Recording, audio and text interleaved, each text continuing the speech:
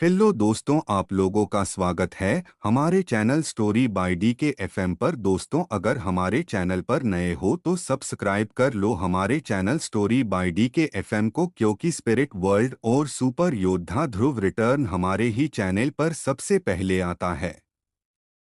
Episode 3601। आपकी इच्छा के अनुसार मैं इस गद्यांश को हिंदी में उपन्यास की तरह लिख रहा हूं, जिसमें सभी चीनी नामों का स्थायी हिंदी अनुवादों का प्रयोग किया जाएगा। चिरंतन ड्रैगन का रहस्य। जब आर्यन ने अपनी परम चाल चली तो उसकी रक्षा शक्ति स्वर्गिक हो गई। हर तरह की क्षति से उसे अभेद्य सुरक्षा मिल गई। लेकिन यह सिर्फ एक खेल का अनुभव था। जब यह शक्ति आर्यन के भीतर चिरंतन ड्रैगन शरीर की शक्ति के साथ मिली तो उसकी रक्षा शक्ति अविश्वसनीय रूप से डरावनी हो गई। आर्यन ने कभी सोचा भी नहीं था कि उसे सिस्टम की ओर से विशेष कौशल का एक ऐसा सेट मिलेगा। डिंग। क्या आप सीखना चाहते हैं? हाँ, बिल्कुल। आर्यन ने बिना किसी हिचकिचाहट के जवाब दिया। इस कौशल को सीखना तो आवश्यक था। कौशल पट्टी में एक नया कौशल जुड़ गया। आर्यन ने उसे देखा और खुशी से चिल्लाया, जैसा कि मैंने सोचा था। इस कौशल के साथ मेरी रक्षा शक्ति अद्भुत हो जाएगी। हाँ हाँ, मुझे तो खजाना मिल गया। जो पवित्र कलाकृति गिरी थी वह भी इस कौशल के सेट के सामने कुछ नहीं थी। अग्नि एक सिंगी को मारने के बाद आर्यन ने अपनी आभा और चिरंतन ड्रैगन शरीर की शक्ति को वापस खींच लिया। इस समय उसका शरीर शिथिल हो गया। हफ। ताज़ा खून की गंध उसकी नाक में आई। आर्यन का चेहरा पीला पड़ गया। वह दर्द सहन करते हुए अपने होठों के कोने से बह रहे खून को पोंछता रहा। तीसरे स्तर का चिरंतन ड्रैगन शरीर अभी भी ज्यादा देर तक टिक नहीं पाता। हफ हफ। भारी सांस लेते हुए आर्यन को लगा कि उसका शरीर फट जाएगा और उसकी मानसिक शक्ति भी पूरी तरह से खाली हो गई थी। यह बहुत असहज था। आर्यन ने जबरदस्ती खुद को संभाला। तीसरे स्तर के चिरंतन ड्रैगन शरीर के समय को नियंत्रित करना आसान नहीं था, इसलिए आर्यन समय का ठीक से अंदाजा नहीं लगा पा रहा था। एक सेकंड भी ज्यादा होने पर उसके शरीर को भयंकर दर्द सहन करना पड़ता था। यहाँ तक कि अगर समय ज्यादा नहीं भी होता तब भी उसके शरीर को पीड़ा होती थी, लेकिन वह अपेक्षाकृत कम थी। आर्यन की वर्तमान शक्ति ज्यादा से ज्यादा दूसरे स्तर के ड्रैगन शरीर तक ही पहुंच सकती थी। अगर वह उससे ऊपर जाता तो उसे अपने शरीर से परिणाम भुगतने पड़ते। आर्यन पद्मासन लगाकर बैठ गया और अपने घावों को ठीक करने लगा। इसी क्षण उसकी भौहें तन गईं और उसने आंखें खोलीं। थोड़ी दूर पर दो बुजुर्ग हवा में तैर रहे थे। उनके शरीर एक आभा में लिपटे हुए थे। वे बिना हिले डुले हवा में ऐसे तैर रहे थे मानो वे समतल भूमि पर चल रहे हों। उनके शरीर की आभा बहुत ही खास थी, ठीक वैसी ही जैसी उसके पिछले जीवन की फिल्मों में अमर लोग होते थे। आर्यन का दिल सिकुड़ गया और वह खड़ा हो गया। दोनों अमर बुजुर्गों ने एक कदम आगे बढ़ाया। श्वा। हवा में एक हल्की सी हलचल हुई और एक ही पल में वे आर्यन के सामने प्रकट हो गए। एक अमर बुजुर्ग ने जमीन पर खून के तालाब में पड़े अग्नि एकसिंगी को घूरकर देखा। उसकी आंखों में हैरानी थी। उसके बाद वह आर्यन की तरफ मुड़ा और पूछा, तुमने अग्नि एकसिंगी को मारा? दूसरा अमर बुजुर्ग अग्नि एकसिंगी के पास गया और उसे पलटकर देखा। आर्यन ने न तो दब्बू तरीके से और न ही अहंकारी तरीके से जवाब दिया, हाँ। इन दोनों बूढ़ों की आभा बहुत ही शक्तिशाली थी। आर्यन को प्राचीन दुनिया में इतनी शक्तिशाली आभा का सामना पहले कभी नहीं करना पड़ा था। यह राघव की आभा से भी ज्यादा शक्तिशाली थी। स्पिरिट स्वॉर्ड माउंटेन का नंबर 1 शिष्य राघव पहले से ही एक तलवार सम्राट था। हालांकि इन दोनों बूढ़े लोगों की आभा तलवार सम्राट के क्षेत्र से भी ज्यादा शक्तिशाली थी। आर्यन को सतर्क रहना पड़ा। बूढ़े आदमी ने अपनी दाढ़ी सहलाते हुए आर्यन को देखा।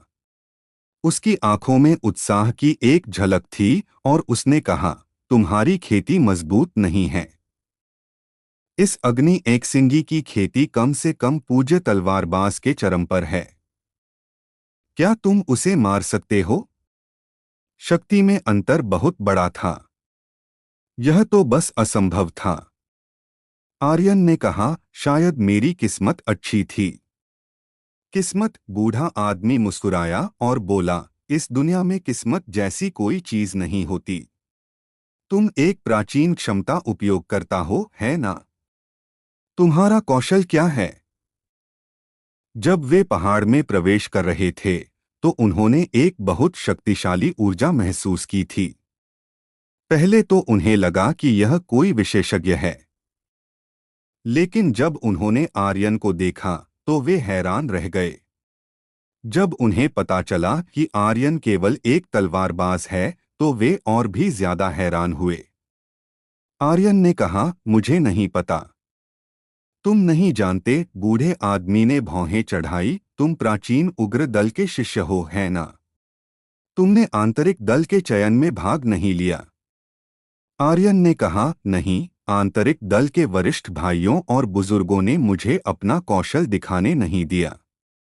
मुझे भी नहीं पता कि यह क्या है। आर्यन को नहीं पता था कि ये दोनों कहाँ से आए हैं।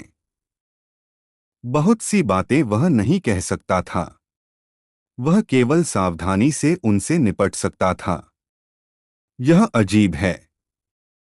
अगर तुमने सच में इस अग्नि एकसिंगी को मारा है तो तुम्हारा कौशल थोड़ा भयानक है। तुम अपना कौशल क्यों नहीं दिखाओगे? बूढ़े आदमी ने उदासीनता से कहा।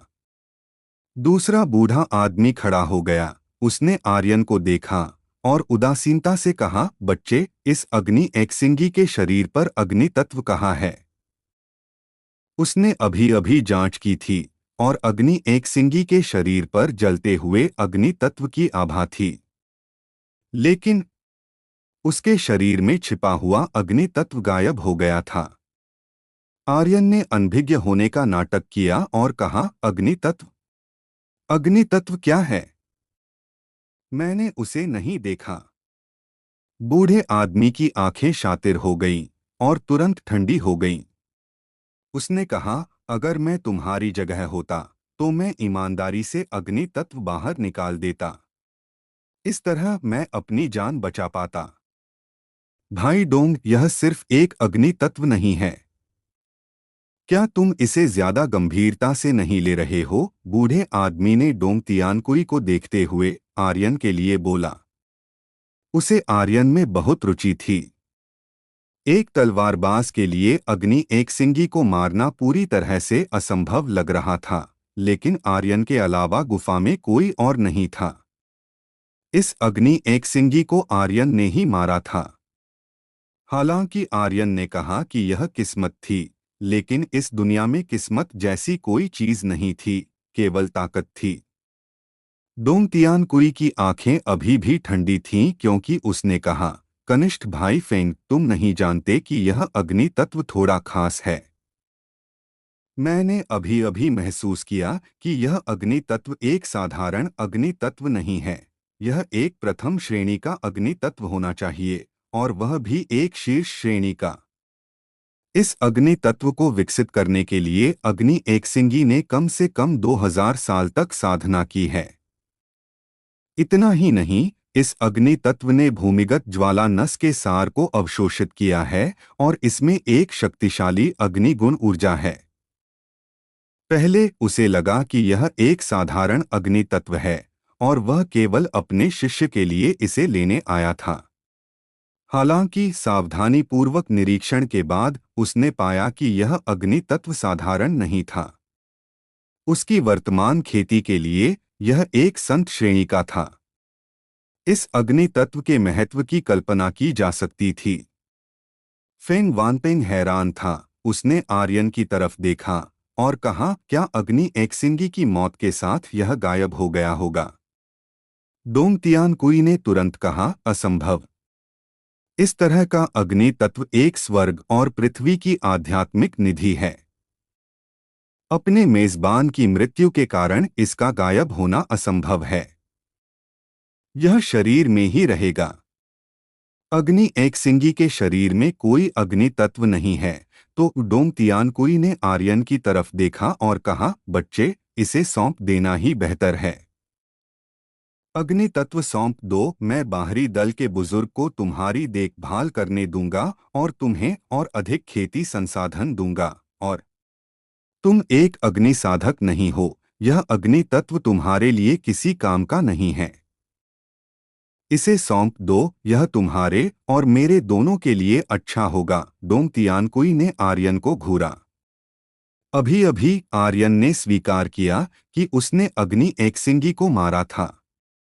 इसलिए उसने निष्कर्ष निकाला कि अग्नि तत्व आर्यन के शरीर पर था। एक तलवारबाज क्षेत्र के शिष्य के लिए इस तरह की गुफा में प्रकट होना बहुत खास था। चाहे उसका कौशल मजबूत हो या कमजोर, डोंग तियानकुई ने इसे अपनी नजरों में नहीं रखा। उसे तो बस अग्नि तत्व चाहिए था। फेंग वानपेंग ने उदासीनता से कहा, क्या कोई और संभावना हो सकती है? वह अभी भी आर्यन को बरी कर रहा था। डोंग तियानकुई ने कहा, कोई और संभावना नहीं है। अग्नि तत्व उसी के पास है। मैं उस ज्वाला की आभा को महसूस कर सकता हूँ। आर्यन का चेहरा तना हुआ था। चूंकि वह इसे छिपा नहीं सकता था, तो उसे स्वीकार करना ही पड़ा। लेकिन वह चाहता था कि वह अग्नि तत्व सौंप दे। आप लोगों को यह स्टोरी कैसी लग रही है, कमेंट करके जरूर बताएं। और बने रहे आप अपने जीवपति त्रिपाठी जी के साथ। धन्यवाद मित्रों। एपिसोड 3602। यदि मैं नहीं दूं तो? आर्यन शांत और सहज था। उसने डोंग तियानकुई को घूरते हुए कहा। डोंग तियानकुई उसके पास पहले से मौजूद चीज को कैसे निकलवा सकता था? यह असंभव था। यदि आर्यन ने उसे सौंप दिया तो वह आर्यन नहीं रहता। इसके अलावा भले ही वह खुद उसका उपयोग न कर सके, लेकिन बाहर मौजूद पंचतत्व भाई, 5 एलिमेंट्स ब्रदर्स, उसका उपयोग कर सकते थे। डोंग तियानकुई की भौहें थोड़ी सिकुड़ी और उसके होठों पर एक ठंडी मुस्कान तैर गई। ओह छोकरे, जवानी में इतना जल्दबाजी करना अच्छा नहीं होता। तुम एक साधक हो। तुम्हें पता होना चाहिए कि यह दुनिया जंगल के कानून पर चलती है। बातचीत के दौरान उसकी कमीज के नीचे उसकी हथेली थोड़ी हिली। शक्ति उमड़ पड़ी। उसके चारों ओर का वातावरण अचानक बदल गया और उसके पैरों के नीचे तेज हवाएं चलने लगीं। वह किसी भी समय हमला करने के लिए तैयार था। उसने इसे बिल्कुल नहीं छिपाया। वह चाहता था कि आर्यन देखे कि अगर उसने उसे नहीं सौंपा तो उसकी जान खतरे में पड़ सकती है। फांग वानपेंग ने डोंग तियानकुई को रोकने के लिए आगे बढ़कर कहा, वरिष्ठ भाई डोंग, एक कनिष्ठ के साथ बहस क्यों करते हो? मैं उससे बात करूंगा। फांग वानपेंग मुड़ा और आर्यन की ओर देखा। उसने आंख मारी और कहा, छोटे भाई, पहले अग्नि तत्व बाहर निकालो। हम आर्यन ने उसे अपनी बात पूरी करने दिए बिना ही बीच में रोक दिया। मैंने ज्वालाबैल राजा को अपनी काबिलियत से मारा और अग्नि तत्व को भी अपनी काबिलियत से हासिल किया। मुझे इसे क्यों सौंपना चाहिए? सिर्फ इसलिए कि तुम लोग थोड़े ज्यादा शक्तिशाली हो? डोंग तियानकुई ने व्यंग्य से कहा, तुम सही हो, हम शक्तिशाली हैं। आर्यन ने कहा, तुम लोग शक्तिशाली हो, लेकिन मैं जरूरी नहीं कि कमजोर हूं। तुम चाहते हो कि मैं वह चीज तुम्हें सौंप दूं? छी! मैं नहीं सौंप रहा। आर्यन थोड़ा नाखुश था। डोंग तियानकुई की आंखें सिकुड़ गईं और उनमें हत्या की भावना चमक उठी। उसकी आभा और भी भयंकर हो गई जैसे ही उसने एक कदम आगे बढ़ाया। आर्यन ने भी अपनी भौहें सिकोड़ लीं। वह यह भी नहीं जानता था कि डोंग तियानकुई का साधना स्तर क्या था। इसके अलावा उसके शरीर को अभी तक पूरी तरह से ठीक होना बाकी था। आदिम ड्रैगन काया, प्रिमोर्डियल ड्रैगन बॉडी, फिलहाल शीतलन काल कूल डाउन पर थी। यदि वह जबरदस्ती इस स्थिति का उपयोग करता तो उसके शरीर को बहुत नुकसान होता। वह इस समय आदिम ड्रैगन काया का उपयोग नहीं कर सकता था। लेकिन फिर भी आर्यन को डर नहीं था। जीवन और मृत्यु उदासीन थे, और यदि वे नाखुश थे तो वे बस लड़ेंगे। जो बत्तख पहले से ही उसके मुंह में थी, उसे वह किसी और को कैसे दे सकता था। भले ही डोंग तियानकुई शक्तिशाली था, आर्यन जरा भी नहीं डरा था। जैसे ही डोंग तियानकुई ने एक कदम आगे बढ़ाया, आर्यन ने एक हल्की सांस छोड़ी और तना हुआ। उनसे निपटने में सावधान रहना होगा। फांग वानपेंग ने जल्दबाजी में डोंग तियानकुई को रोका और कहा, वरिष्ठ भाई डोंग, चाहे कुछ भी हो, वह अभी भी हमारे प्राचीन प्रज्वलित संप्रदाय का शिष्य है। तुम्हारा ऐसा करना तुम्हारे लिए अच्छा नहीं है। डोंग तियानकुई ने फांग वानपेंग की ओर देखा और उसकी पुतलियां थोड़ी सिकुड़ गईं। वह फांग वानपेंग की बातों से बहुत हैरान था, और वह बहुत अप्रसन्न भी था। डोंग तियानकुई के गुस्से को भांपते हुए फांग वानपेंग ने कहा, इतने उतावले मत हो, मैं उसे समझाने की कोशिश करूंगा। इतना कहकर फांग वानपेंग ने आर्यन को एक तरफ खींच लिया और कहा, छोटे भाई, मैं जानता हूं कि तुम अग्नि तत्व को सौंपने के लिए तैयार नहीं हो, लेकिन तुम्हें साफ सोचना होगा, अग्नि तत्व या तुम्हारा जीवन, इनमें से कौन ज्यादा जरूरी है। इसके अलावा क्या तुम जानते हो कि वह कौन है? वह कलाकृति संप्रदाय का संप्रदाय प्रमुख, सेक्ट मास्टर है। चूंकि तुमने अपना अग्नि तत्व दिया है, वह निश्चित रूप से तुम्हारे साथ अन्याय नहीं करेगा। इसके अलावा मैं भी तुम्हें कुछ मुआवजा दूंगा। 100 द्वितीय श्रेणी आध्यात्मिक स्रोत पत्थर, स्पिरिचुअल सोर्स स्टोन्स। कैसा रहेगा? 100 द्वितीय श्रेणी आध्यात्मिक स्रोत पत्थर निस्संदेह एक बहुत बड़ी रकम थी। हालांकि आर्यन को फांग वानपेंग पर विश्वास नहीं था। एक का चेहरा काला, दूसरे का लाल, क्या तुम दोनों अभिनय कर रहे हो? फांग वानपेंग चौंक गया। वह जानता था कि आर्यन ने उसके नेक इरादों को गलत समझा है, और उसने कहा, क्या तुम्हें लगता है कि हमें ऐसा करने की कोई जरूरत है? आर्यन ने बात को घुमाया नहीं और कहा, ज्यादा मत बोलो, मैं वह चीज नहीं दूंगा, या तो मुझे जाने दो या। डोंग तियानकुई का धैर्य पहले ही जवाब दे चुका था और वह चिल्लाया, या तुम यहीं मर जाओगे। पिछला अध्याय। अगला अध्याय धमाका। उसकी आभा कांप उठी और उसकी ताकत अतुलनीय रूप से मजबूत थी। एक भयंकर जानवर की तरह वह आर्यन की ओर झपटा। फांग वानपेंग की आंखें तन गईं, उसे पता नहीं था कि क्या करना है। डोंग तियानकुई के दबाव वाले जानवर को उसकी ओर झपटते हुए देखकर उसने फिर भी एक कदम आगे बढ़ाया, अपनी बाहें पार कीं और सीधे दबाव वाले जानवर को रोक दिया। उसका शरीर भी एक कदम पीछे हट गया और उसने कहा, वरिष्ठ भाई डोंग, मुझे लगता है कि यह मामला। डोंग तियानकुई का धैर्य पहले ही खत्म हो चुका था और उसका कनिष्ठ भाई अभी भी एक बाहरी व्यक्ति के लिए खड़ा था। उसका दिल गुस्से से जल रहा था और उसने भारी आवाज में कहा, फांग वानपेंग, क्या तुम मेरे खिलाफ जाना चाहते हो? फांग वानपेंग ने कहा, वरिष्ठ भाई, मैं आपके खिलाफ क्यों जाऊंगा? मुझे बस लगता है कि वह। फांग वानपेंग को बोलने का मौका दिए बिना डोंग तियानकुई ने तुरंत उसे टोक दिया, अगर तुम मेरे खिलाफ नहीं जाना चाहते तो एक तरफ खड़े हो जाओ। महज एक बाहरी संप्रदाय का शिष्य मेरे सामने घमंड करने की हिम्मत करता है। यह तुम्हारा सम्मान है कि मुझे वह पसंद है जो तुम्हारे पास है।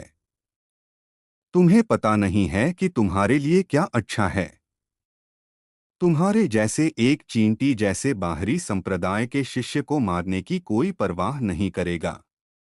उसकी आवाज में क्रोध और हत्या की भावना भरी थी। उसकी दाहिनी हथेली एक बार फिर से मायावी हो गई। उसकी आभा कांप उठी। उसी क्षण डोंग तियानकुई के शरीर पर दबाव नीचे चला गया। धमाका! एक जोरदार आवाज गूंज उठी। इस बार भयंकर जानवरों ने चारों दिशाओं से आर्यन को घेर लिया। आर्यन भी अपने दिल में क्रोधित हो गया था। अपने चारों ओर भयंकर और खूंखार जानवरों को देखते हुए उसका दिल बैठ गया और उसने कहा, आओ चलो देखते हैं कि कौन नहीं जानता कि उसके लिए क्या अच्छा है। आर्यन का गुस्सा उमड़ पड़ा। यदि वह कमजोर था तो उसे पीटा जाएगा। यदि वह कमजोर था तो उसे नीचा दिखाया जाएगा। यदि वह कमजोर था तो उसे धमकाया जाएगा और उसका मजाक उड़ाया जाएगा। चाहे कुछ भी हो, बाहरी संप्रदाय के शिष्य फिर भी शिष्य थे। कम से कम वे अभी भी संप्रदाय के सदस्य थे। हालांकि कलाकृति संप्रदाय के गरिमामय संप्रदाय प्रमुख के सामने बाहरी संप्रदाय के शिष्य चींटियां थे। तुम मेरे शरीर से कोई अच्छी चीज छीनना चाहते हो और तुम यह भी कहते हो कि यह मेरा सम्मान है। अगर यह कोई और होता तो शायद उसे बस ऐसे ही लूट लिया जाता और यहाँ तक कि जमीन पर घुटने टेककर उसे दोनों हाथों से सौंपना पड़ता। लेकिन वह आर्यन था। उसके लिए स्वेच्छा से उस चीज को सौंपना बिल्कुल असंभव था। इसके अलावा क्या वह कमजोर था? डोंग तियानकुई की आंखें काली हो गईं और उसने भारी आवाज में कहा, तुम मौत को बुलावा दे रहे हो। जैसे ही उसने यह कहा, आसपास के 8 भयंकर जानवर झपट पड़े। दहाड़, दहाड़, दहाड़, दहाड़ों की लहरें, दबाव आकाश जैसा था। आर्यन का शरीर डूब गया, जैसे कि उसके शरीर पर अचानक सैकड़ों हजारों किलोग्राम का अतिरिक्त वजन आ गया हो, जिससे वह सांस भी नहीं ले पा रहा था। यह बहुत असहज था। हालांकि आर्यन ने अपनी मुट्ठियां कसकर भींच लीं, अपने दांतों को इतनी जोर से भींचा कि उनसे जोरदार आवाजें आने लगीं। उसने मन ही मन में सोचा और थोड़ी दूर पर मौजूद ज्वालाबैल राजा की ओर भूत राजा की आत्मा, spirit of the ghost king, को छोड़ा। मेरी पुकार सुनो। मुंह हवा में ज्वालाबैल राजा ने दहाड़ लगाई। आर्यन ने ज्वालाबैल राजा की आत्मा को भूत राजा की आत्मा में खींच लिया। इसके बाद एक झटके में आर्यन ने जोर से चिल्लाया, बाहर आओ ज्वालाबैल राजा।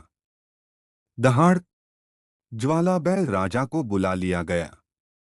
उसने अपनी दोनों मुट्ठियों से अपनी छाती पीटी, अपने शरीर पर लपटों का एक प्रभामंडल छोड़ दिया। वह आर्यन के सामने खड़ा हो गया और उसने दहाड़ लगाई। इसके अलावा इसी क्षण ज्वालाबैल राजा ने सीधे अपने अंतिम दांव का उपयोग किया। शक्तिशाली जानवर की शक्ति ने 8 भयंकर जानवरों को पीछे हटने के लिए मजबूर कर दिया। अमरस्तर का जानवर की आत्मा। उसने सच में ज्वालाबैल राजा की आत्मा को बुलाया। फांग वानपेंग अपने दिल में और भी ज्यादा हैरान था। उसे पहले ही लग रहा था कि आर्यन थोड़ा कास है, लेकिन अब उसे लग रहा था कि आर्यन और भी ज्यादा असाधारण था। आप लोगों को यह स्टोरी कैसी लग रही है, कमेंट करके जरूर बताएं।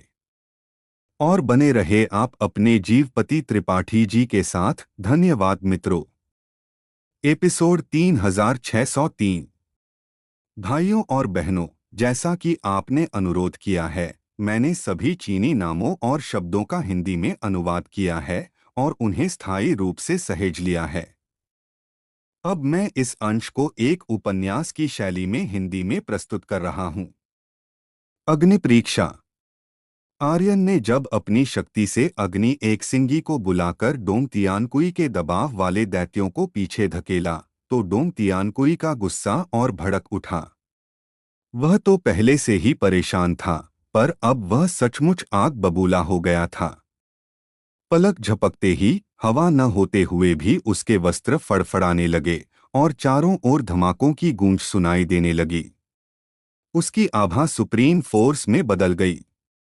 उसने अपना दाया हाथ हिलाया और धड़ाम की आवाज के साथ उसके आठों दबाव वाले दैत्य अचानक गायब हो गए। डोंग तियानकुई ने गुस्से में आंखें तरेरते हुए दहाड़ा, मैंने तुमसे कहा था कि प्रतिरोध करो। गुर्र।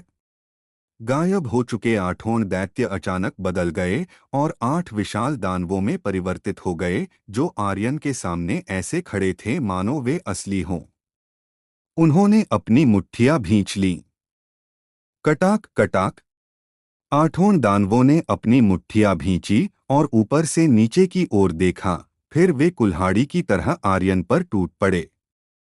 बिना किसी हिचकिचाहट के डोंग तियानकुई ने अपनी सारी ताकत एक ही सांस में झोंक दी। अंतरिक्ष में विस्फोट होने लगे, दरारें पड़ने लगीं और एक चीत्कार की आवाज गूंज उठी, मानो अंतरिक्ष भी चिल्ला रहा हो। अग्नि एकसिंगी भी दहाड़ा और उसका शरीर बड़ा होकर आगे बढ़ा। धड़ाम। गड़गड़ाहट। एक सेकंड भी नहीं बीता था कि एक मुक्के ने अग्नि एकसिंगी के शरीर पर वार किया, जिससे उसका शरीर तुरंत टूट गया। एक चीख के साथ वह टुकड़ों में बिखर गया। डिंग। सिस्टम अधिसूचना, भूत राजा की आत्मा टूट गई। भूत आत्मा अग्नि एकसिंगी मर गया। भूत राजा की आत्मा एक बार फिर टूट गई। अग्नि एकसिंगी भी तुरंत मारा गया। नीचे गिरो, डोंग तियानकुई दहाड़ा। आठों विशाल दानवों ने भारी दबाव डाला। आर्यन की आंखें अंधेरे में डूबीं। मैं तुम्हारे 18 पीढ़ियों के पूर्वजों के सामने झुकूंगा। दृढ़ इच्छा शक्ति। खुल जाओ। आर्यन ने अपने दिल में दहाड़ा, अपने बुरी तरह घायल शरीर को जबरदस्ती सहते हुए, और उसने बैल प्रमुख की बड़ी चाल को जारी किया। गुर्र। उसके शरीर की आभा बदल गई। रक्षा में बढ़ोतरी हुई। यह सीधे तौर पर आर्यन के पूरे शरीर को ढकने लगी और एक मुहर उसके शरीर के चारों ओर लगातार घूमने लगी। यह दृश्य बिल्कुल खेल में बैल प्रमुख की चाल जैसा था। 8 दबाव वाले दानवों का सामना करते हुए आर्यन अभी कुछ नहीं कर सकता था, वह केवल निष्क्रिय रूप से बचाव कर सकता था। दृढ़ इच्छा शक्ति अभी अभी सिस्टम का इनाम था, और यह प्राचीन नाग शरीर के अलावा उसकी सबसे मजबूत रक्षात्मक शक्ति भी थी। गड़गड़ाहट। गड़गड़ाहट। आठों दानव नीचे की ओर गिरे, सीधे आर्यन के सिर पर वार किया। आर्यन का शरीर धंसने लगा, फिर से धंसने लगा। धड़ाम। उसके शरीर की हड्डियां मानो टूटने वाली थीं। उसका शरीर बार बार नीचे धंस रहा था। आठों दानवों की शक्ति से उसकी खोपड़ी सुन्न हो गई थी। उसके पूरे शरीर में भयानक दर्द हो रहा था और हर रोमछिद्र से खून रिस रहा था। लगभग एक पल में आर्यन खून से लथपथ हो गया। उसके कपड़े खून से भीग गए थे। लेकिन आर्यन न तो मरा और न ही गिरा। उसका शरीर झुका हुआ था और उसके पैर कांप रहे थे। उसके मुंह के कोने से खून टपक रहा था और वह जोर जोर से हाँफ रहा था। हफ हफ। उसके शरीर पर बनी बैलमुख वाली रक्षा भी उसी पल टूट गई थी। अभी तक मरा नहीं। डोंग तियानकुई की आंखें फैल गईं और उसकी आंखों के कोने की मांसपेशियां फड़कने लगीं। ऐसा लग रहा था मानो किसी ने उसके मुंह पर जोरदार थप्पड़ मारा हो। यह बहुत असुविधाजनक था। यह असुविधा शारीरिक नहीं बल्कि मानसिक थी। वह एक गरिमामय तलवार सम्राट, सच में तलवारधारी राज्य के एक कमजोर को भी नहीं मार सका, और वह भी 2 चालों में उसे नहीं मार सका।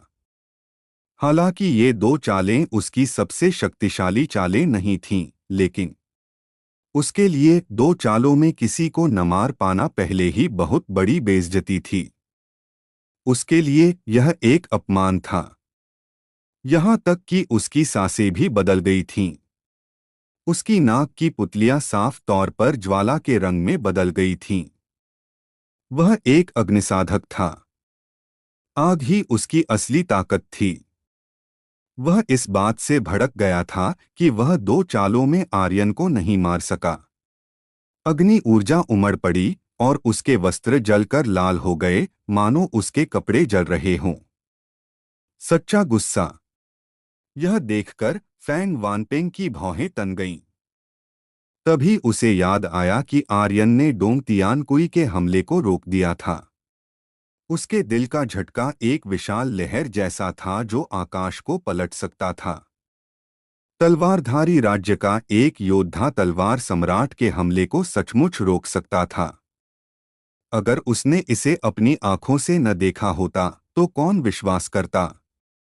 यह बच्चा बहुत बहुत बहुत दुर्लभ है। फैंग वानपेंग प्रतिभा को पसंद करता था।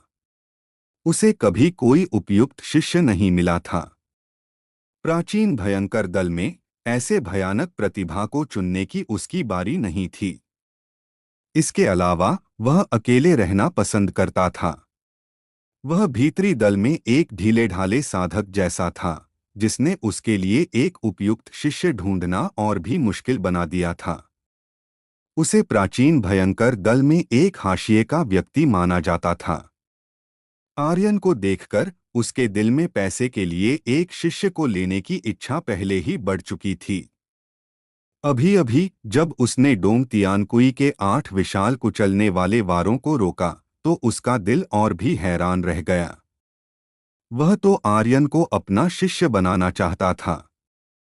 यह देखकर कि आर्यन बुरी तरह घायल हो गया है, डोंग तियानकुई ने गुस्से में अपनी अग्निविशेषता वाली ऊर्जा को छोड़ दिया और वह आर्यन पर फिर से हमला करना चाहता था। फैंग वानपेंग का दिल सिकुड़ गया।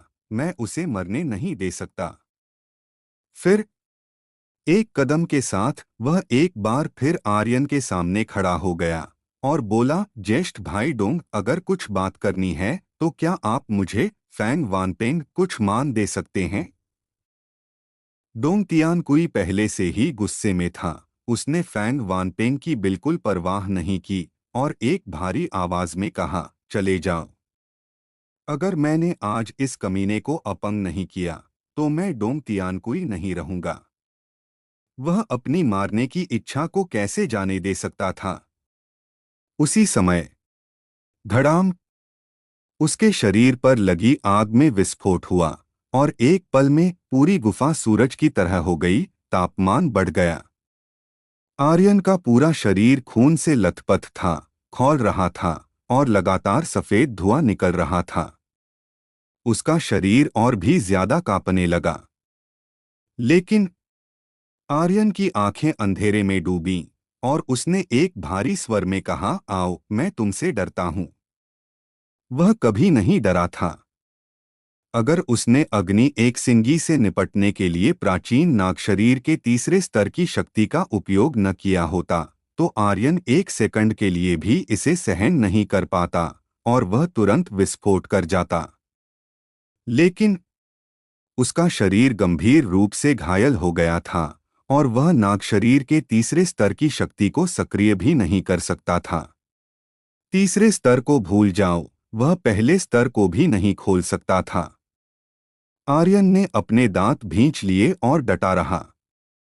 ठीक है, तो तुम कितने समय तक इतने जिद्दी रह सकते हो? डोंग तियानकुई के शरीर पर ज्वाला का दबाव बढ़ गया। धड़ाम, एक ज्वाला दानव प्रकट हुआ जिसके हाथ में एक युद्ध हथौड़ा था। उसने इसे आर्यन के सिर पर घुमाया। आह! हल्का हल्का शक्तिशाली ज्वालाएं फैल गईं। पूरी गुफा की ज्वालाएं अचानक सिकुड़ गईं, एक लाल आग के गोले में संकुचित हो गईं, बिल्कुल अग्नि एक्सिंगी के शरीर पर लगे अग्नि तत्व की तरह। क्षति आसमान छू रही थी। आर्यन ने अपनी मुट्ठियां कसकर भींच लीं। आर्यन ने अपनी मुट्ठियां कसकर भींच लीं। उसने अपने दिल में दहाड़ा। लेकिन उसने केवल गुस्से में दहाड़ा। अत्यंत मजबूत ज्वालाओं को उस पर वार करते हुए देखकर उसने अपने शरीर में शक्ति को सक्रिय करने की पूरी कोशिश की, लेकिन यह काम नहीं कर रहा था। सक्रिय नहीं हो पा रहा था। सक्रिय नहीं हो पा रहा था। बस काम नहीं कर रहा था। चाहे उसने कितनी भी कोशिश की, प्राचीन नाग शरीर की शक्ति बिल्कुल भी जारी नहीं हो पा रही थी। उसके शरीर पर लगी गंभीर चोटों ने प्राचीन नाग शरीर के जारी होने को रोक दिया था। ज्वालाओं को अपने ऊपर आते हुए देखकर आर्यन की पुतलियां सिकुड़ गईं। क्या मैं यहां मरने वाला हूं? मैं मैं इसे स्वीकार नहीं कर सकता। मैं इसे स्वीकार नहीं कर सकता। आर्यन ने अपने दिल में दहाड़ा, लेकिन वह अब कुछ नहीं कर सकता था। वह बिल्कुल नहीं कर सकता था। वह केवल ज्वालाओं को अपने ऊपर कुचलते हुए देख सकता था। वह केवल वहीं मौत का इंतजार कर सकता था। उसकी आंखें गुस्से से भरी थीं। आर्यन की आंखें अनिच्छा से भरी थीं और उसका दिल चुपके से शांत हो गया। मैं मरने वाला हूं। क्या आप चाहते हैं कि कहानी यहां से आगे बढ़े? आप लोगों को यह स्टोरी कैसी लग रही है, कमेंट करके जरूर बताएं। और बने रहे आप अपने जीवपति त्रिपाठी जी के साथ। धन्यवाद मित्रों। एपिसोड 3604। आपकी मांग के अनुसार मैं इस गद्यांश को उपन्यास के रूप में हिंदी में प्रस्तुत कर रहा हूं। जैसा कि आपने पहले बताया था, मैंने सभी नए चीनी नामों का हिंदी में अनुवाद करके उन्हें स्थायी रूप से सहेज लिया है। अग्नि परीक्षा। अचानक एक आकृति बिजली की गति से बाहर निकली। वह आर्यन के सामने आ खड़ा हुआ।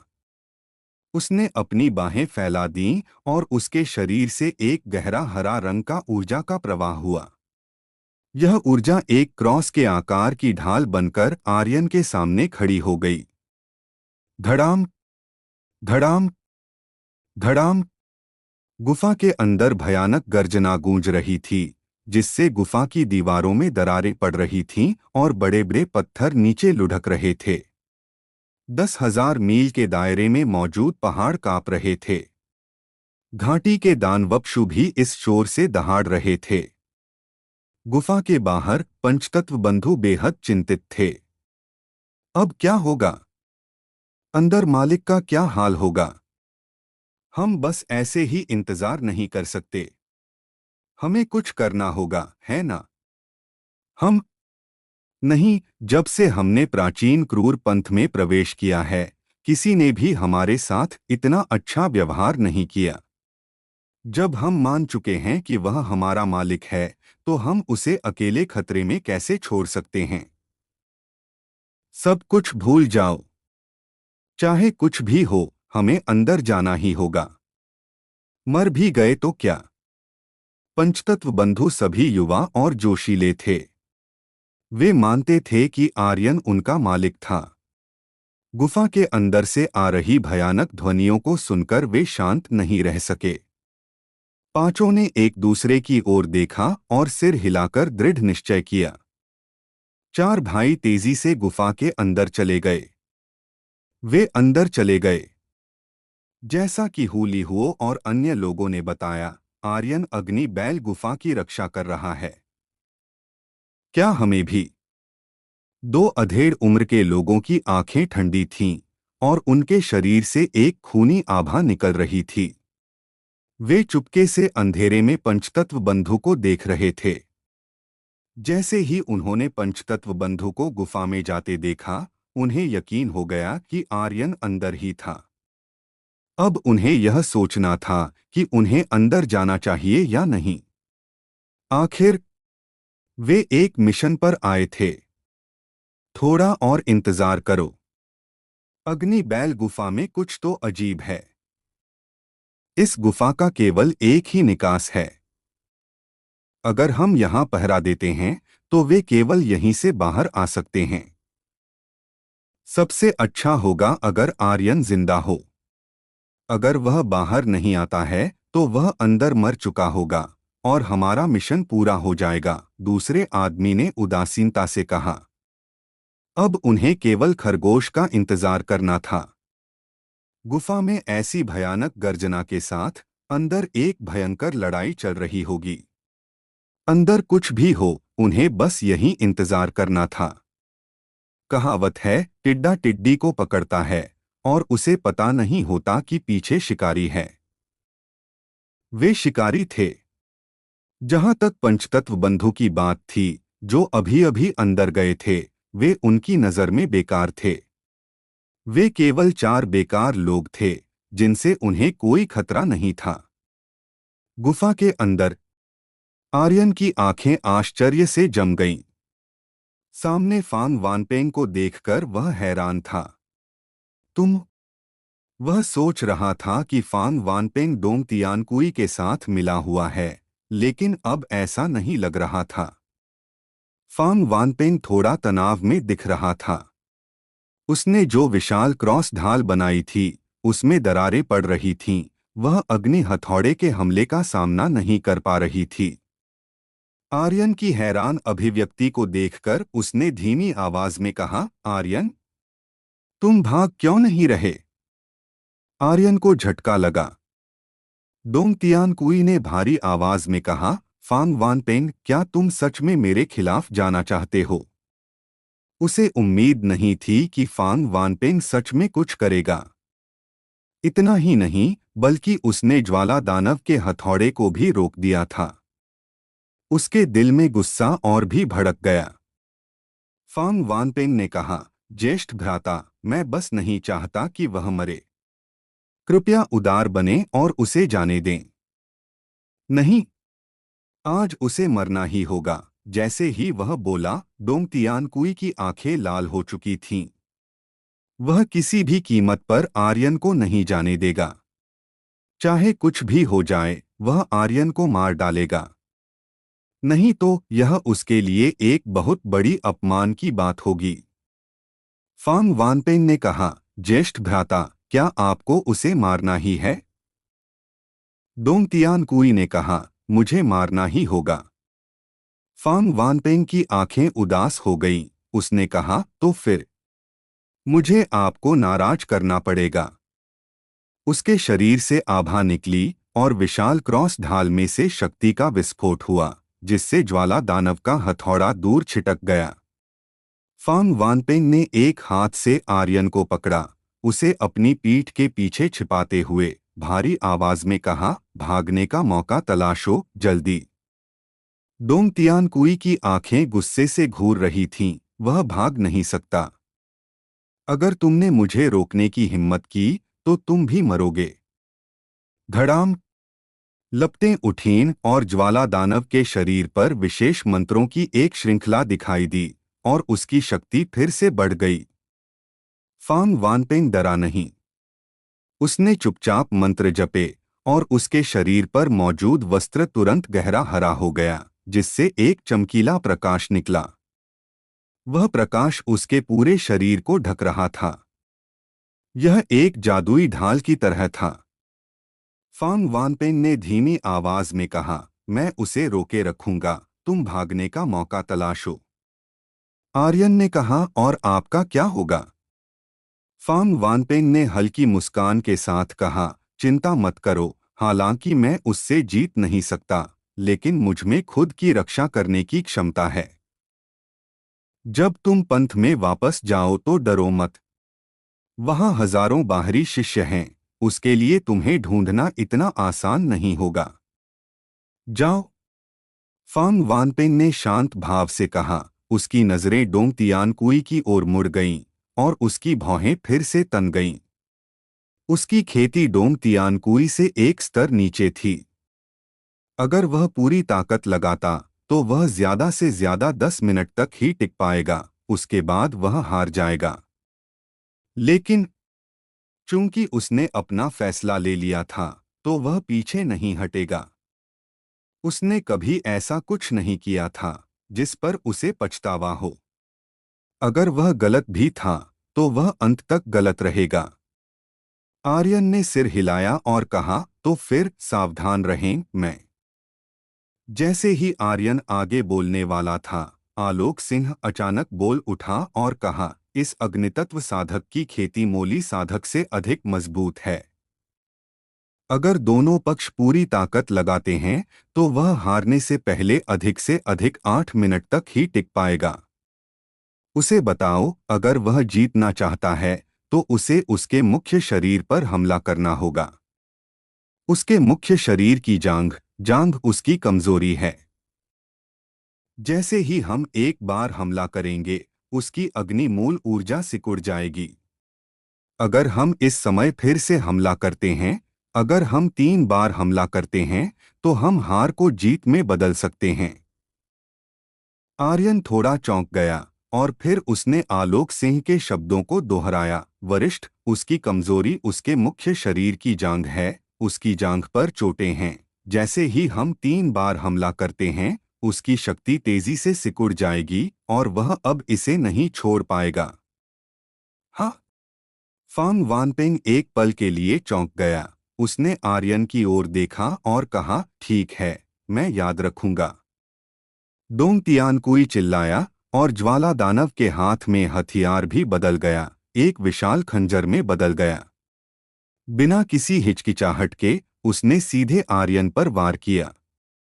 फांग वानपेंग की नजरें तन गईं और वह तुरंत हमले का सामना करने के लिए आगे बढ़ा। एक भारी आवाज के साथ उसने कहा, बच्चे, जल्दी यहां से निकलो। धड़ाम। दोनों ताकतें टकराईं और पूरा पहाड़ अब इसे सहन नहीं कर सका। उसमें लगातार दरारें पड़ रही थीं। यह देखकर आर्यन ने कोई संकोच नहीं किया और बाहर की ओर भागने के लिए मुड़ गया। डोंग तियानकुई ने आर्यन को घूर कर देखा और गुस्से में चिल्लाया, भाग रहे हो? तुम भाग नहीं सकते। धड़ाम। दबाव की एक लहर आर्यन की ओर झपटी। वह दबाव फांग वानपेंग को बाईपास करते हुए बेहद तेज गति से गुजरा। लेकिन फांग वानपेंग की आंखें उदास हो गईं, उसका शरीर धुंधला हो गया और जैसे उसने टेलीपोर्ट किया हो, वह आर्यन के सामने आ खड़ा हुआ। ज्येष्ठ भ्राता डोंग, तुम्हारा प्रतिद्वंद्वी मैं हूं। फांग वानपेंग ने अपने शरीर का उपयोग करके हमले को रोक दिया। उसका शरीर धंस गया और उसके मुंह से खून बहने लगा, लेकिन फिर भी उसने आर्यन से कहा, भागो। इस जगह की चिंता मत करो। आप लोगों को यह स्टोरी कैसी लग रही है, कमेंट करके जरूर बताएं। और बने रहे आप अपने जीवपति त्रिपाठी जी के साथ। धन्यवाद मित्रों। एपिसोड 3605। उपर्युक्त अंश का हिंदी अनुवाद नीचे दिया गया है। आर्यन रुका नहीं। वह रुक भी नहीं सकता था। अगर वह अपनी वर्तमान स्थिति में रुकता तो वह केवल फांग वानपेंग को नीचे गिराता। अगर फांग वानपेंग ने अपने शरीर से दबाव के हमले को नहीं रोका होता तो आर्यन अब तक जमीन पर पड़ा होता। उसके दिल में गुस्सा उमड़ रहा था। नफरत आसमान छू रही थी, लेकिन आर्यन नफरत से अंधा नहीं हुआ था। अब उसके पास एकमात्र विकल्प यहां से भागना था। जल्दी से यहां से निकल जाओ। फांग वानपेंग डोंग तियानकुई की ओर दौड़ा। उसके शरीर की शक्ति बाहर की ओर फूट रही थी। उसने अपनी पूरी ताकत लगा दी। आर्यन मुड़ा और मार्ग में भाग गया। डोंग तियानकुई बेहद गुस्से में था। आर्यन को गुफा में गायब होते देख उसने फांग वानपेंग को घूरते हुए भारी मन से कहा, तुम खुद को बहुत ऊंचा समझते हो, तुम्हें लगता है कि तुम मुझे रोकने के लायक हो। फांग वानपेंग, तुम मौत को न्योता दे रहे हो। वह अपनी बात पूरी भी नहीं कर पाया था। डोंग तियानकुई द्वारा बुलाए गए अग्नि दैत्य ने एक बार फिर अपना रूप बदल लिया। उसके शरीर पर लगी आग भी जल उठी। उसी समय उसने अपना दाहिना हाथ पलटा और अग्नि ऊर्जा की एक धारा छोड़ी। उसने फांग वानपेंग को ठंडी निगाह से देखा, अगर तुम मौत को न्योता दे रहे हो तो मैं तुम्हारी इच्छा पूरी करूंगा। धम धम धम धम धम धम धम धम धम धम धम धम। एक जोरदार धमाके के साथ गुफा ढह गई। आर्यन के पीछे की गुफा ढहती रही। वह अंदर की स्थिति नहीं देख सका और तेज गड़गड़ाहट ने उसे चिंतित कर दिया। डोंगतियानकुई की साधना बहुत शक्तिशाली थी। उच्चस्तरीय स्वोर्ड अमर क्षेत्र, केवल दबाव ही उसे सहन करने में असमर्थ कर रहा था। अभी अभी उसने उस अग्नितत्व ऊर्जा को छोड़ा था जिसे उसने विकसित किया था। अग्नितत्व ऊर्जा उसकी शक्ति का स्रोत थी।